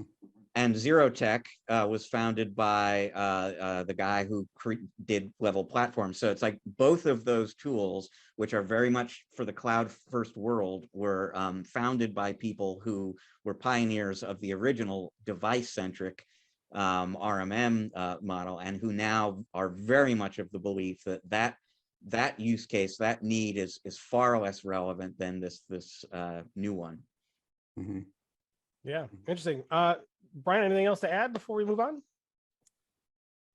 No, I mean, I love what they're doing. We use their product, you know, highly recommended. You know, if you're not already getting your eyes on cloud apps, it's definitely something you should start doing for sure. And having those discussions with clients on what they think should be allowed or should not be allowed. Good advice, and if anybody listening is thinking about it, they should take your word for it, because you're a really smart guy, and they should listen to you for sure. I believe that, Rich, that's going to wrap up news for this particular show, but we got one other story we want to talk about, and that is about something else that we do with CompTIA. Tell us about that. Yeah, so this is something that we've been doing for a number of years now. Unfortunately, we had to skip it in 2020 for all the obvious reasons. But we did it last year, and we're doing it for the 4th time this year. Now, long-time listeners to this program will remember that originally, and for a long while, there were 3 hosts from ChannelPro hosting this program, one of whom was Cecilia Galvin, our longtime executive editor. We lost Cecilia in 2017. It's going to be 5 years this June. It's hard to believe. I can't even tell you how much I still miss her. But we wanted some way to honor her memory after she died. And what we came up with in partnership with CompTIA is a scholarship program. And it's officially called the Cecilia Galvin Scholarship Award. It goes to a young woman who wants to initiate a career in IT. And what a great thing. So, I mean, first of all, Cecilia was a sort of a pioneer as a woman in IT herself. Before she worked for ChannelPro some years back, she was the first female editor-in-chief of Popular Science magazine at a time when women were not, typically invited into that kind of role. She played a real role in getting more computer-related content, IT-related content into Popular Science. She experienced firsthand how difficult it can be for a woman to get into the tech industry, and was always very passionate about encouraging other people to do that. So what a great way to remember and honor Celia than to help another young woman get a career in technology started. And so the nomination process for this year's awards officially kicked off during CCF, that CompTIA conference that we were talking about before. The winner of the award is going to get $5,000 that they can apply to a 4-year school, a 2-year school, or to CompTIA training, because there are a lot of different routes into the tech industry these days. Quickly, you got to be a high school senior, 2.0 GPA or better. We will have a link to an article I did this week kind of announcing the start of the nominating process, and it will have a link to the nominating form. And so I would just say, if you know of anyone out there who would be a candidate for this program, please go ahead and nominate them. Nominations are open through April 29th, I believe, and we are going to announce the winner at CompTIA's ChannelCon conference early in August. And this is a great time, a great opportunity for you to do what Celia did so many times for so many people: make an impact on somebody's life, help them make a change for the better. Awesome, fantastic. And hopefully, Rich, we've had the award winners on the show before. I don't know if we had all of them on the show, but I know we had at least the first couple, right? We had the very first one, and I think we had the most recent one as well. I think we missed the one in between due to scheduling issues. But yeah, I would love to have this year's winner come on. Yeah, me too. Hopefully, we'll get to talk to that bright young woman at the time. Great way to honor Cecilia's memory. Please, if you know somebody who would be interested, nominate them for that. Great stuff. With that, we are going to take a short break, but we are not done yet. When we come back, we're going to be joined by Charles Ferland from Lenovo. We're going to have a great conversation about edge computing. Brian will be with us on the other side. You won't want to miss it. It's going to be awesome. Stick around. We'll be right back.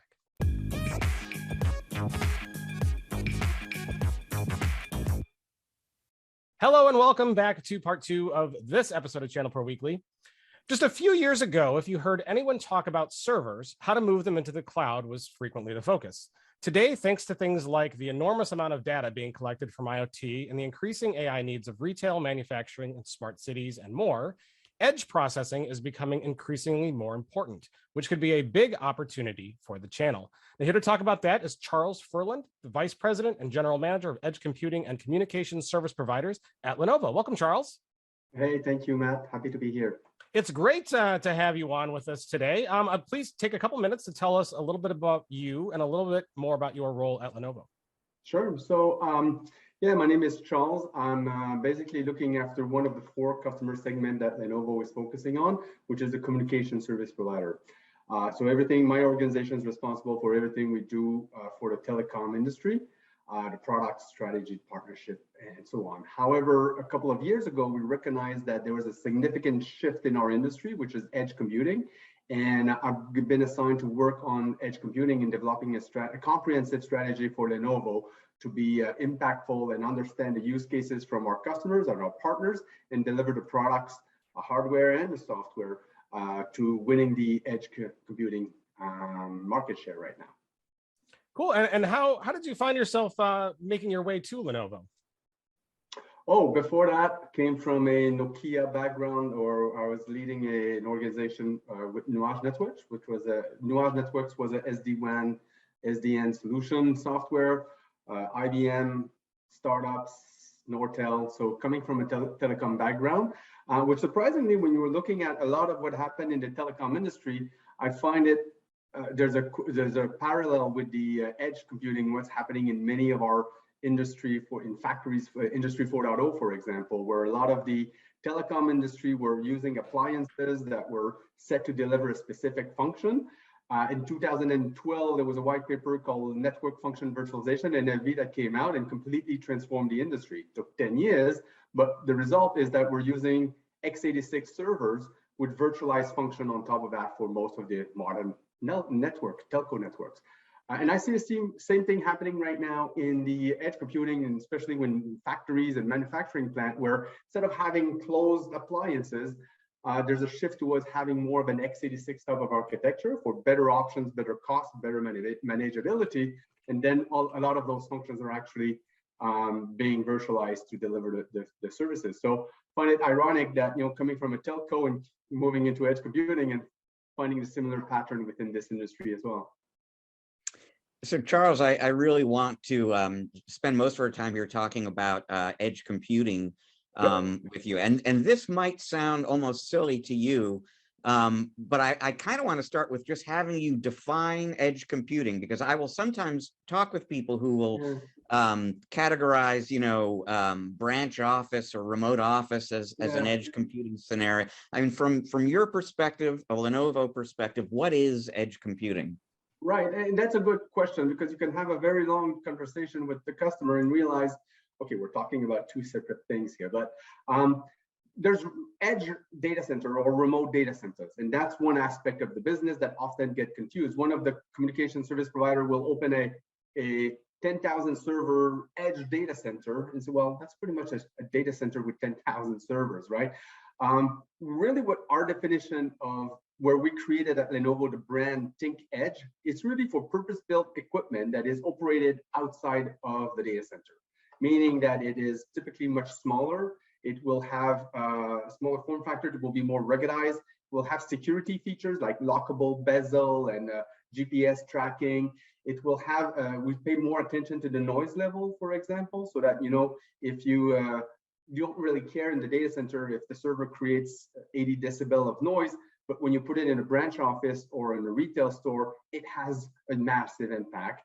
Remote manageability, so how do you turn on the server without a technician at site and just enable that? So, and then all the server is enabled automatically and automated. So around security, form factor, ruggedization, and around wireless connectivity, actually is probably the fourth area, is typically we don't have Wi-Fi cards in our servers in the data centers or LTE connection. But these are all the attributes that when we're looking at a Think Edge brand, which is purpose-built to operate outside of the data center, that's how we define our edge portfolio at Lenovo. So there have been products with those attributes you just described for a while.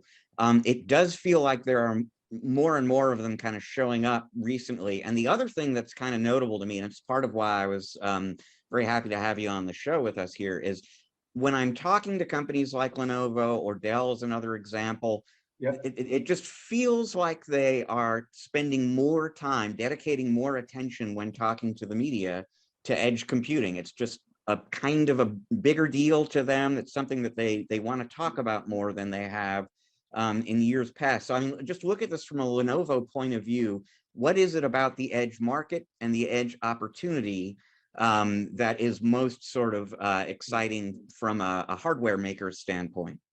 Well, Matt mentioned it in the introduction that a few years ago, everything was going towards the cloud.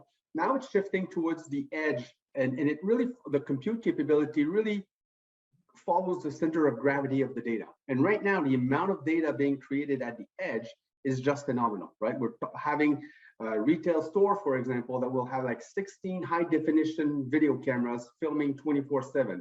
If you have to bring this data all the way to the data center to analyze it and take an action on it, it's too long, right? And it's too much data, actually. It's too much bandwidth that you would need at each location.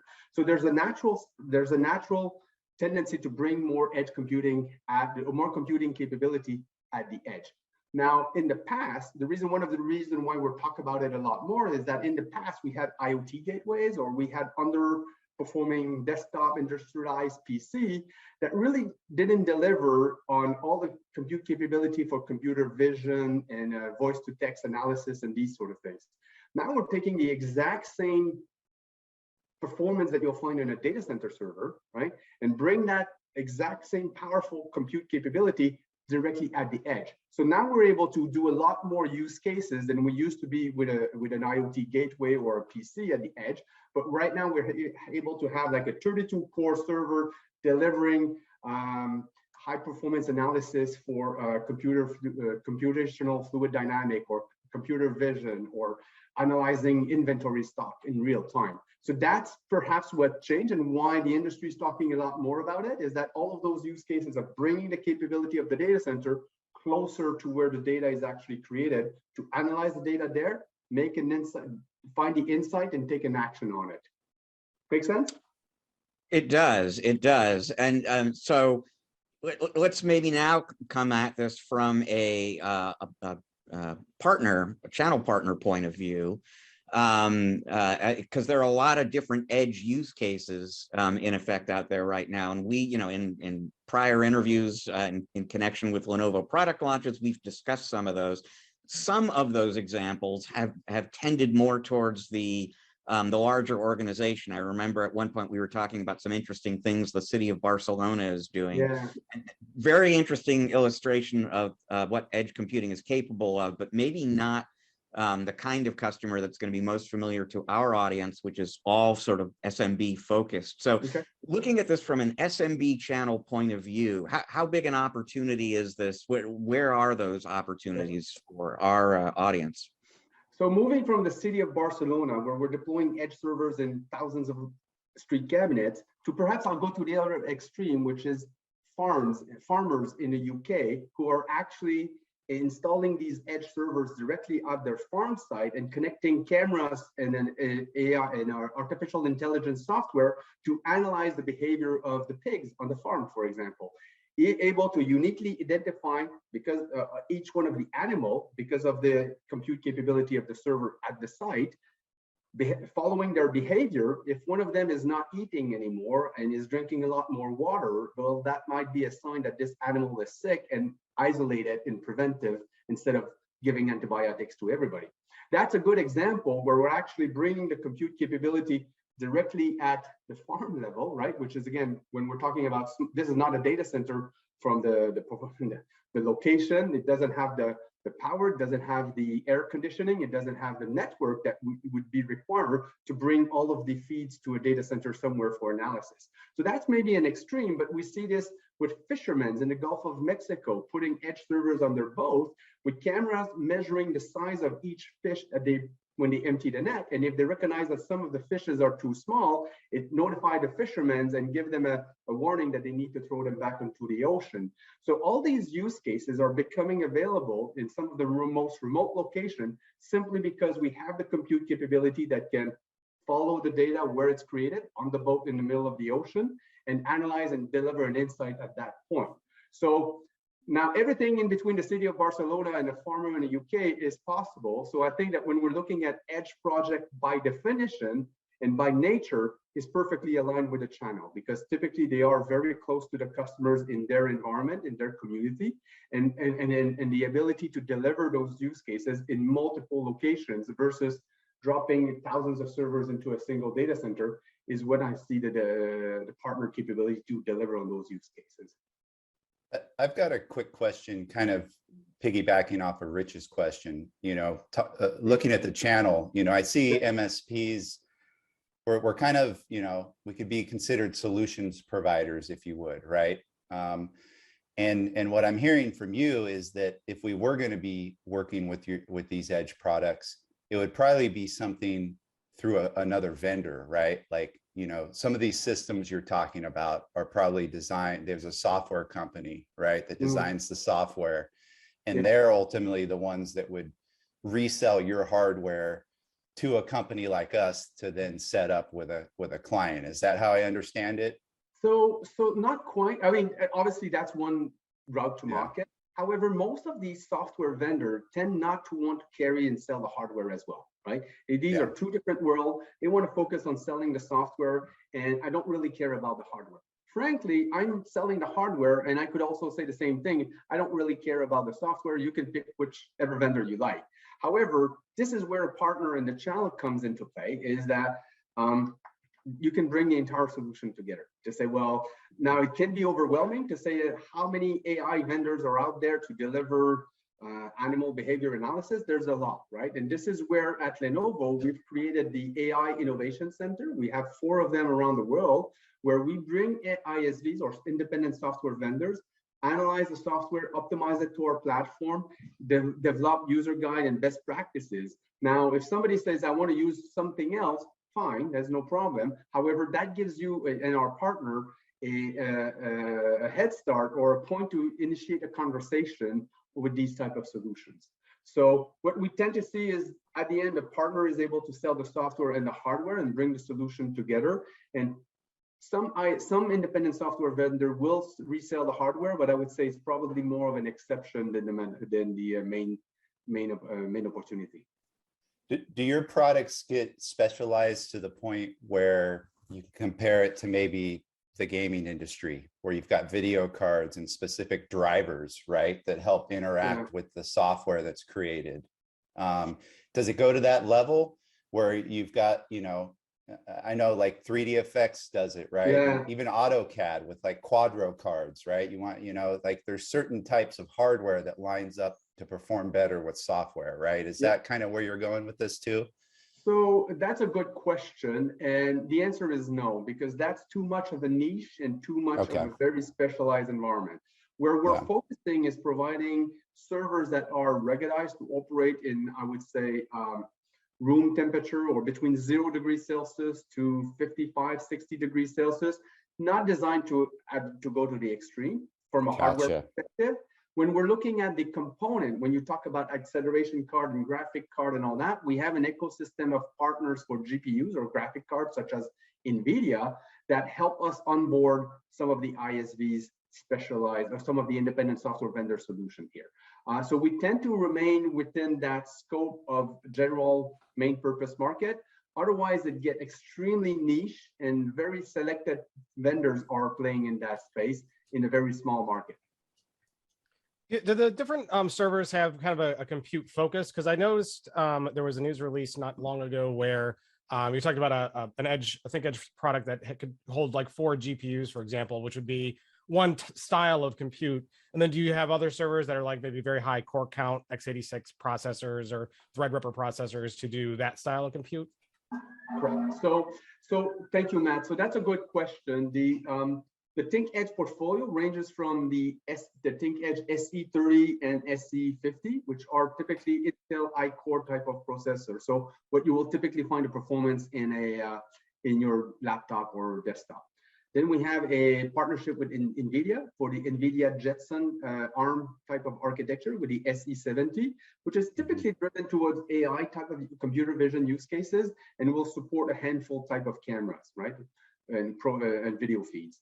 Then we have the SE350, sorry, which is a Xeon type processor. So we'll host virtualization tool, container tools, and you can run Kubernetes, and we'll have one acceleration card. And finally, the SE450, which can host 4 of these GPUs or graphic card, which is the highest density of GPU you can put in an edge server in the market right now, and have up to 36 core of Xeon SP processor. So it really varies from very small to very large. And what we tend to see in our customers is for some use cases, some locations, some application, an ThinkEdge SE50 might be enough. But in bigger branch office or in bigger stores, we use the SE350 or 450. But the beauty of this is the entire ThinkEdge portfolio is managed throughout the same tool set. So for our customers, they can deploy all of these type of solutions have a single dashboard and have a simple way to interact with them. Very interesting. You talked a little bit about the ruggedization. I want to circle back to that for a second. So you gave a wide variety of use cases on a boat, in a hot factory, in, you know, I'm sure there's a use case about traffic lights somewhere in the Sahara Desert. How ruggedized, maybe that's not the right way of phrasing it. What are the different things that Lenovo does to make these products work in those types of environments? Is it about the casing? Right. Is it about what kind of things do you have to do? So correct. So there's a few things. The casing itself, the metal that we use and the material that we use is it has to be very light, but it also has to be extremely ruggedized so they can resist shock and vibration, for example. Right? You can drop it and it will still run. We worked on, I talked about the acoustic, which is very important to be around a 50 dB level. So in that case, we use high quality fan with dual rotors so that they spin slower and make less noise and have a very long lifetime. Because if you have to replace a fan in the data center, it's a problem. But when it's 5-hour drive from your location, it's a bigger issue, right? Then the level of ruggedization, I would say we focus on the noise level, we focus on the temperature range, we focus on the shock and vibration. But as I said, going to the extreme is probably not where most of our solutions partner are really seeking for. Now, the other aspect of linked to ruggedization is the security. And that's extremely important and where many of our R&D team are focusing on, because now the same data that you would process in the data center is now sitting in an oil rig or in a branch office or in a store. And in the data center, you would typically have a fence, a guard, you will have some protection around the device itself. When it's hanging on the wall in a coffee shop, you know, you have less protection. So we designed lockable screws. We designed a lockable bezel. We put temper detection so that if somebody opens up the cover, it locks up the data. We put motion detector in the server so that if somebody steals the device, right, it's an incident, sure. However, by the motion detector being triggered, it locked up the data automatically. So at least you say, okay, we have a server that got stolen. However, the data it contains remains confidential and fully encrypted, and the encryption keys are no longer on the server at that point. So it's all these sort of details that we've put into the Lenovo Think Edge that really understand how to operate this outside of the data center so that it can be ruggedized enough to be working in most environment, not the extreme, but most environment, and have enough security that, you know, you're able to deliver this with a peace of mind without having too much extra costs. Because when you ruggedize and you put it all the extreme use cases, the costs go higher, and that typically is the balance that we wanted to strike between having general purpose server, mass deployment at an affordable cost. You know, Charles, everybody in our audience deals with hardware, but by and large in the SMB channel these days, hardware isn't necessarily where the action is at. It's much more about solutions and especially recurring revenue producing services. From a channel partner perspective, is that kind of where the money is going to be in these edge computing use cases and scenarios we're talking about? There's the money that you make designing and implementing the complete solution, hardware, software, et cetera. And then is there a recurring revenue opportunity as well over time? Sure, there is. Both models are very valid, and some customer will have the CapEx upfront to invest into the full project. But what we do realize is many of them will say have 5,000 branch office. Well, you know, we'll take an approach. Well, this year we're doing 2,000, next year we're doing 2,000, and the following year 1,000 type of thing, right? Which makes that there's always an unbalance between the technology across the full estate here. We have at Lenovo an offer called ThruScale, which is a consumption-based model that meters the power consumption of the device, and based on the level of consumption of the CPU each month, you receive an invoice at the end of the month. Higher the consumption, bigger the invoice, lower the consumption, lower the invoice. That gives a new business model or a new financial model to our customers or partners to say, well, I can do the 5,000 sites at once, have my entire real estate at the same technology level, not having to pay for 5,000 of them upfront, but you know, have this spread over a 3 or 4 or 5 year period. So that the two models are available. One is our, of course, reselling model through our partners, and the other one is a ThruScale consumption-based OpEx model. You know, looking down the road a little bit, I mean, what do you see sort of coming? I mean, you folks at Lenovo are probably designing products for where edge computing is going as opposed to where it is now. How do you see this market kind of evolving? We see a lot of use cases around computer vision, edge AI. The labor shortage in many parts of the world forces our customers to look at automating some of the processes. Delivering drive-through automation, where you'll have, instead of having four people handling the drive-through, having only one person, but with a computer on site that is able to recognize the license plate, translate the order from voice to text directly to the kitchen, and when the car drives to the window, able to match the license plate with the bag and deliver it. So we're designing systems that are meant to operate around computer vision, edge AI in general, right? So our portfolio is really involving and going deep into edge AI with more innovative form factor. Some of the newer edge servers will be no bigger than a piece of paper, but very quiet, we want to have them unnoticed. We have a lot of engineering and design that are going into the server and the texture and how it blends into the environment, because the last thing you want to have is people poking around and say, what is this thing? What does it do? What's that noise, right? You want to go unnoticed and blend in the environment so that we can deliver the automation through edge AI without getting any attraction from the users around, basically. So for folks in the audience right now who aren't doing edge solutions today, haven't done them before, how difficult is it to get into this space? And what advice do you have in terms of first steps toward doing that? Good question. The beauty is that if you work with Lenovo with our tool set in the past, where Xclarity or Lenovo Open Cloud Automation, the exact same tools, look and feel, apply to the Think Edge portfolio. So it's not any different. The environment in that perspective is from a management perspective is exactly the same. Now, the form factor is different, as we talked about, but the manageability is exactly the same. In order to deliver to Brian's point as well, to Brian's question, how do I bring all of this together? We have various innovation centers around the world, in Stuttgart, in Morrisville, in the US, where we have these AI innovation centers that provide cookbook, if you want, or a blueprint of edge AI application that are ready to use and replicate into some of these customers, like when I talked about farming or fishermen or drive-through automation, these sort of things. So this is perhaps the easiest way. It's really not that complicated and far away from a technology hardware perspective. What is perhaps new to many of them, and maybe not, is the ecosystem of software around it. Now, in some cases as well, Rich, we see these servers deployed in branch office and simply being an extension of the VMware, Nutanix, Microsoft environment running in the data center, but now running into the branch office for better performance, local connectivity, and these sort of things. So there's also a lot of business there.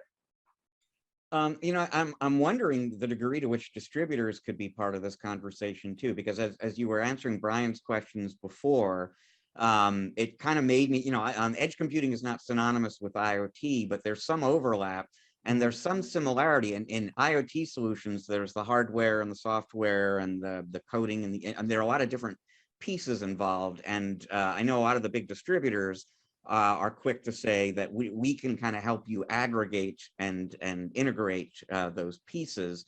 Are distributors potentially a way into edge computing as well? I believe that they play a very important role by the distributed nature of that business, right? This is not going to be concentrated in a few data centers. This is going to be in thousands or hundreds or thousands of locations. Therefore, having a distributor that has the reach to deliver in those markets and potentially do some services for local installation, physically in delivery and all that, that's probably a big value added from some of this distributor to our customers. Yeah. Okay. One of the things I'm hearing, yeah, if you don't mind if I jump in real quick, you know, again, piggybacking off of Rich's comment, right? How would the channel, you know, take advantage of this kind of new frontier on edge computing? It seems like it would be a good idea to almost kind of specialize in a vertical, right? Because there's specific use cases, and I imagine you get familiar with the software in that vertical. And then as you get more clients, you can use those as case studies, right? To then go get more. Do you see any particular verticals taking off more than others with edge computing? Yeah, retail, definitely. Quick service restoration, hospitality in general. A lot of these industries, simply because of the labor shortage, and when we're looking at the food, groceries and all that, you know, a lot of them rely more on self-checkout, right? Which is great. You can reduce the number of personnel, but almost automatically the shrinkage or objects going missing in the store follows that less people you have, right? So having computer vision that is with cameras and servers directly in the store, monitoring the self-checkout area, for example, and being with some of our software partner that, like Everseen, for example, that's able to detect if somebody forgot to scan an object and send back a message to the screen, say, we believe you forgot to scan this object, and 80% of the time they just rescanned it, right? So, but in order to deliver this type of solution, the compute has to be in the store. You cannot bring all of these camera feeds to a data center far away, because by the time you get the insight, the person has left. So we do have some solution and experience that we have deployed in food and gross retail or in manufacturing that we can easily replicate. And again, that's through the Lenovo AI Innovation Center around the world that we can help hold the hand of our partners and deliver these complete solutions. So that leads me to my question that I absolutely have to ask. So you've seen a lot of the different types of solutions deployments out there, and you talked about things like monitoring pig behavior, which is kind of fascinating, and anything that leads to a better slice of bacon is a good thing. But what is the weirdest solution that weirdest, strangest, most niche, I don't know, just some kind of solution that you saw or heard about that stood out to you as like, wow, that's pretty wacky? Well, when the example of the fishermen in the Gulf of Mexico, really, I had not thought about that, right? And when we're looking at, it makes total sense, right? They don't want to have fishes that are too small, or if they catch by accident in endangered species, when they go back to port, if they get inspected, then they get a fine. For the return, for them, the return on investment, to say it's a lot easier to pay for 1 or 2 servers that I'm put in the boat with cameras and a specialized software that all it does is measure the fish and recognize the different fishes. It's a no-brainer. It is better for the environment, of course, and it's better for the fishermen as well. So this is one of the use cases that, and surprisingly, there's a lot. When I look at our sales forecast and pipeline and results, and like, in maritime industry, there's a lot more than we would have anticipated related to that industry. So this is the transport and logistic in general, but maritime transport specifically has been surprisingly positive for Lenovo's Think Edge portfolio. Is that leading towards more waterproof edge servers then, or hopefully not? Otherwise, the boat has a bigger problem. If there's water. So, are we gonna solve supply chain issues with edge computing? Oh, that's a big problem to solve, Brian. I'm tempted to say yes, but you know, realistically, the supply chain constraint is affecting the entire industry, edge computing as well. However, with we're planning carefully the rollout with our customers so that we're able to have forecasts that are like long in advance that we can deliver within their expected delivery dates. But yeah, unfortunately, world hunger and supply chain constraint is something edge computing can't do. At least not yet, but stay tuned. We'll talk more about that next week on how to save the world with edge computing. I think that's probably a good point right there to wrap it up. Charles Ferland, the Vice President and General Manager of Edge Computing and Communication Service Providers. That is a really long title. Does that even fit on a business card? It is. Or do they have to print it like with a really fine? The two side of the business card, but yeah. Is it like 0.4 font size that they need to print that with? Yeah, I'll have to get there. You're right.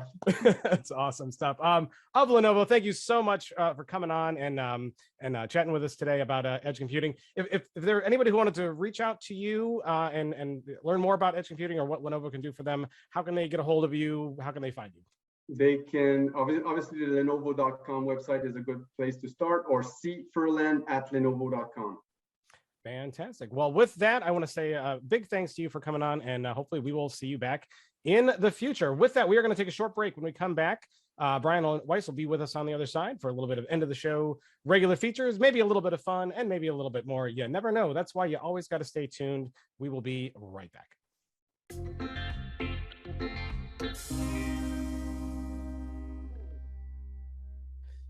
And we are back with part 3 of this episode of ChannelPro Weekly. Rich, amazing interview with Charles. There is certainly a big story around edge computing, and as we were talking, a lot of opportunity, especially when you start thinking about all of the use cases where AI and IoT is kind of converging and doing really, really neat stuff.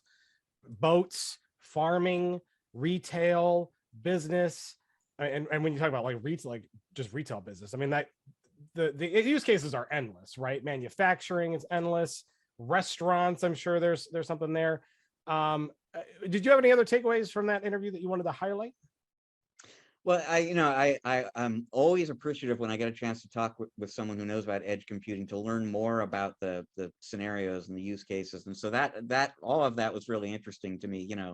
Edge computing on a pig farm, right? Like, we would not have anticipated that, but it really does begin to open your mind to the possibilities. I'll tell you though, one of the things that really interested me, I mean, when I think edge device, I immediately think, well, it's got to be weatherproof and it's got to be reasonably rugged. But listening to him kind of tick through the attributes, the qualities that they have to kind of build, like for example, when he was talking about how if the device moves too much, which indicates it's been stolen, it shuts down and locks down the data and so on. I really hadn't appreciated all of the different, particularly around security, all the different kind of considerations that go into designing one of those devices. I found that interesting. Yeah, I did too. Brian, do you have any takeaways or anything you found very fascinating from that conversation? Yeah, I mean, my big takeaway is basically it's how do we put a server out at the edge and give it all the same protection it might have in a data center, right? And kind of trying to recreate that. And I was having that same trouble initially. Before you asked that question, I was going to ask, so what's your definition of an edge device? Because, but it makes a lot of sense when you think of it in that fashion, right? It's like, hey, we'd be in a data center if we could, but we can't. So we need those capabilities and that level of protection locally, right? And the merging of edge with biometrics and with IoT just leads me to believe that everything we saw in the Minority Report is going to come true. Whoever wrote that screenplay is prophetic. And unfortunately, that's a really scary future, but here we're barreling that way each and every day. So something to look forward to, Brian. Are you looking forward to that? Not really. Unfortunately, with the way politics are in our world, something's going to go bad, right? When someone gets the wrong person gets their hands on a certain type of technology. So unfortunately so, but the train seems to be barreling down the tracks, and I don't know if there's any way to stop it. So we will just have to wait and see how that goes. Maybe we'll just have to go live on Mars to, Well, then we're in a whole different movie, which is Total Recall, and that didn't end well. That movie, that ending, I don't know. We'll have to see. But before we go down the movie rabbit hole, which could take another hour, why don't we go back to a little fun game? And we played 5 questions the last time you were on, but rather than do that, I think what we're going to do this time, based on a brilliant suggestion by Mr. Freeman while we were transitioning from the break, is Battle of the Breakfast. So we know that in Brian Weiss's life, it is waffle over pancake, but now we are going to put that waffle up against other breakfast staples and see where in Brian Weiss's universe, which breakfast food comes out on top. Rich, breakfast battle number 1. So waffle, it was the winner of round 1 against pancake. Now round 2, waffle versus French toast.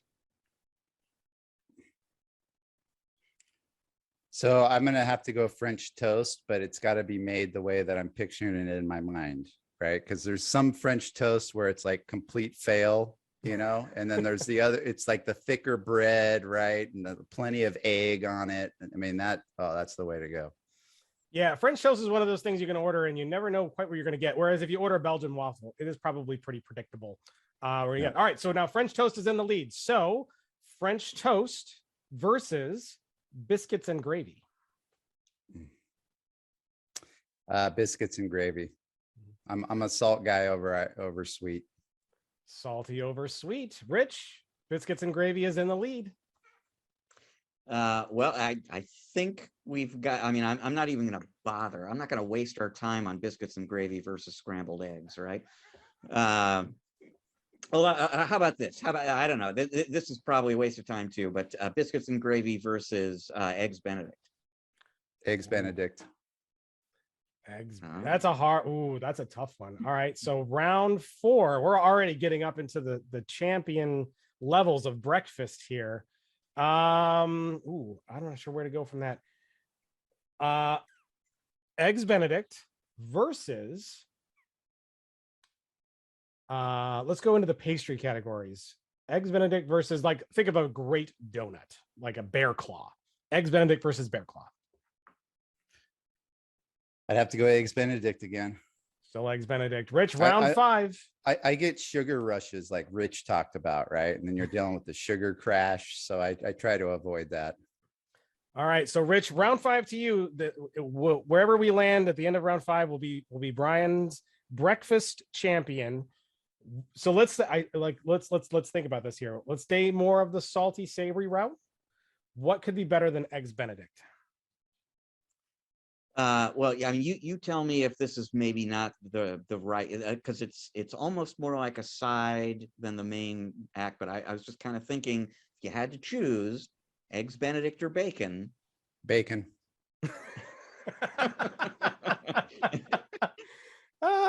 Bacon wins everything, and especially if you can get a little sweet and salty with a little of that maple syrup on the bacon by accident, and you're just like, yes, that's good.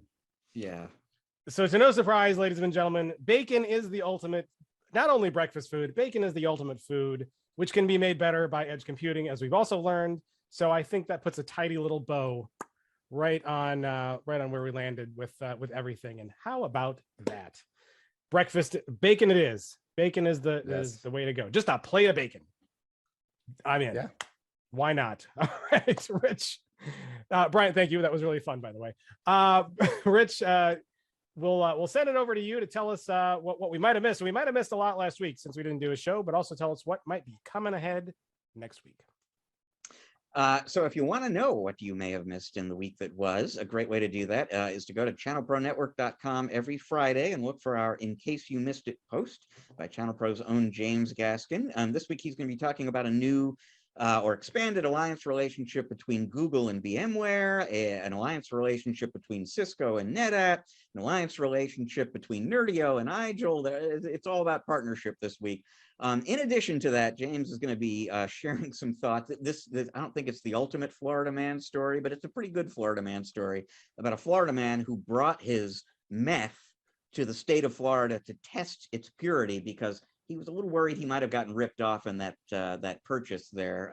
James will tell you all about it and share some of his thoughts about it as well. Now, looking ahead to next week, the ASCII group is holding its next conference in Kansas City. We're going to have actually a couple of different, or at least one person from ChannelPro in attendance there. We talked about Datto a little bit. They're doing a SaaS security conference next week that I'm looking forward to attending. We'll see if any news comes out of that or just some insights from those folks. The MSP World event is going to be happening next week face-to-face for the first time in a little bit. That'll be in Orlando. And then there's going to be some, and I won't say too much because I don't want to reveal too much, but there will be some everything as a service news next week from a relatively big name. And I'm quite certain we'll be talking about that on the next episode of the podcast. And you won't want to miss it, folks. So make sure you subscribe and that way you can be a part of that. Brian Weiss, CEO of ITECH Solutions, our guest host today. Thank you so much for being on. It was awesome. You had a lot to add. You're clearly a very smart guy. Everybody should listen to what you said and do everything that you just said, because it will work out well for them, I would imagine. And for those who want to pick your brain more, learn more about you, learn more about ITECH Solutions, where can they go? How can they find you? Welcome to email me, brian.weiss@itech-solutions.com. Find me on Facebook, LinkedIn, friend me. I'm usually at several different, events, although they've been virtual lately. So maybe you'll see me in person, but yeah, I'm always happy to share my story and see if maybe I can help other people out. Awesome. And if you happen to see Brian in a restaurant, send him a plate of bacon just to say thanks for him being on. No, awesome. I hope you had fun. Did you have fun? Will we see you again? I did. Yes. Please have me back.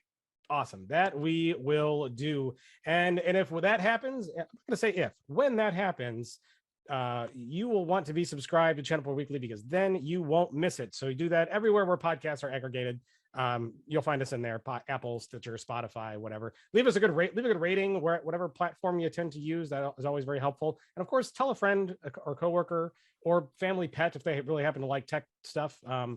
We don't discriminate here. We want every listener we can get, including the furry-tailed ones. ChannelProNetwork.com is the website that you should be going to each and every day to get the latest news, white papers, downloads, resources, all that's great stuff that is going to help you stay on top of what's going on in this industry and make more money. I also want to thank our YouTube viewers. If you're watching us on YouTube, hello there. Hit the like button, make sure you subscribe, hit the bell so you get notifications. And of course, sound off, I know the word I'm supposed to be using, in the comments on your favorite breakfast foods. And if you think there's something better than bacon, I want to hear your argument, and we will cover that next week if we get a good, compelling one. So with that, I want to say thanks to Brian for being on and joining us this week. A big thanks to Rich Freeman for being here. And with that, we will say goodbye. We will see everyone in episode 219 next week. See you then.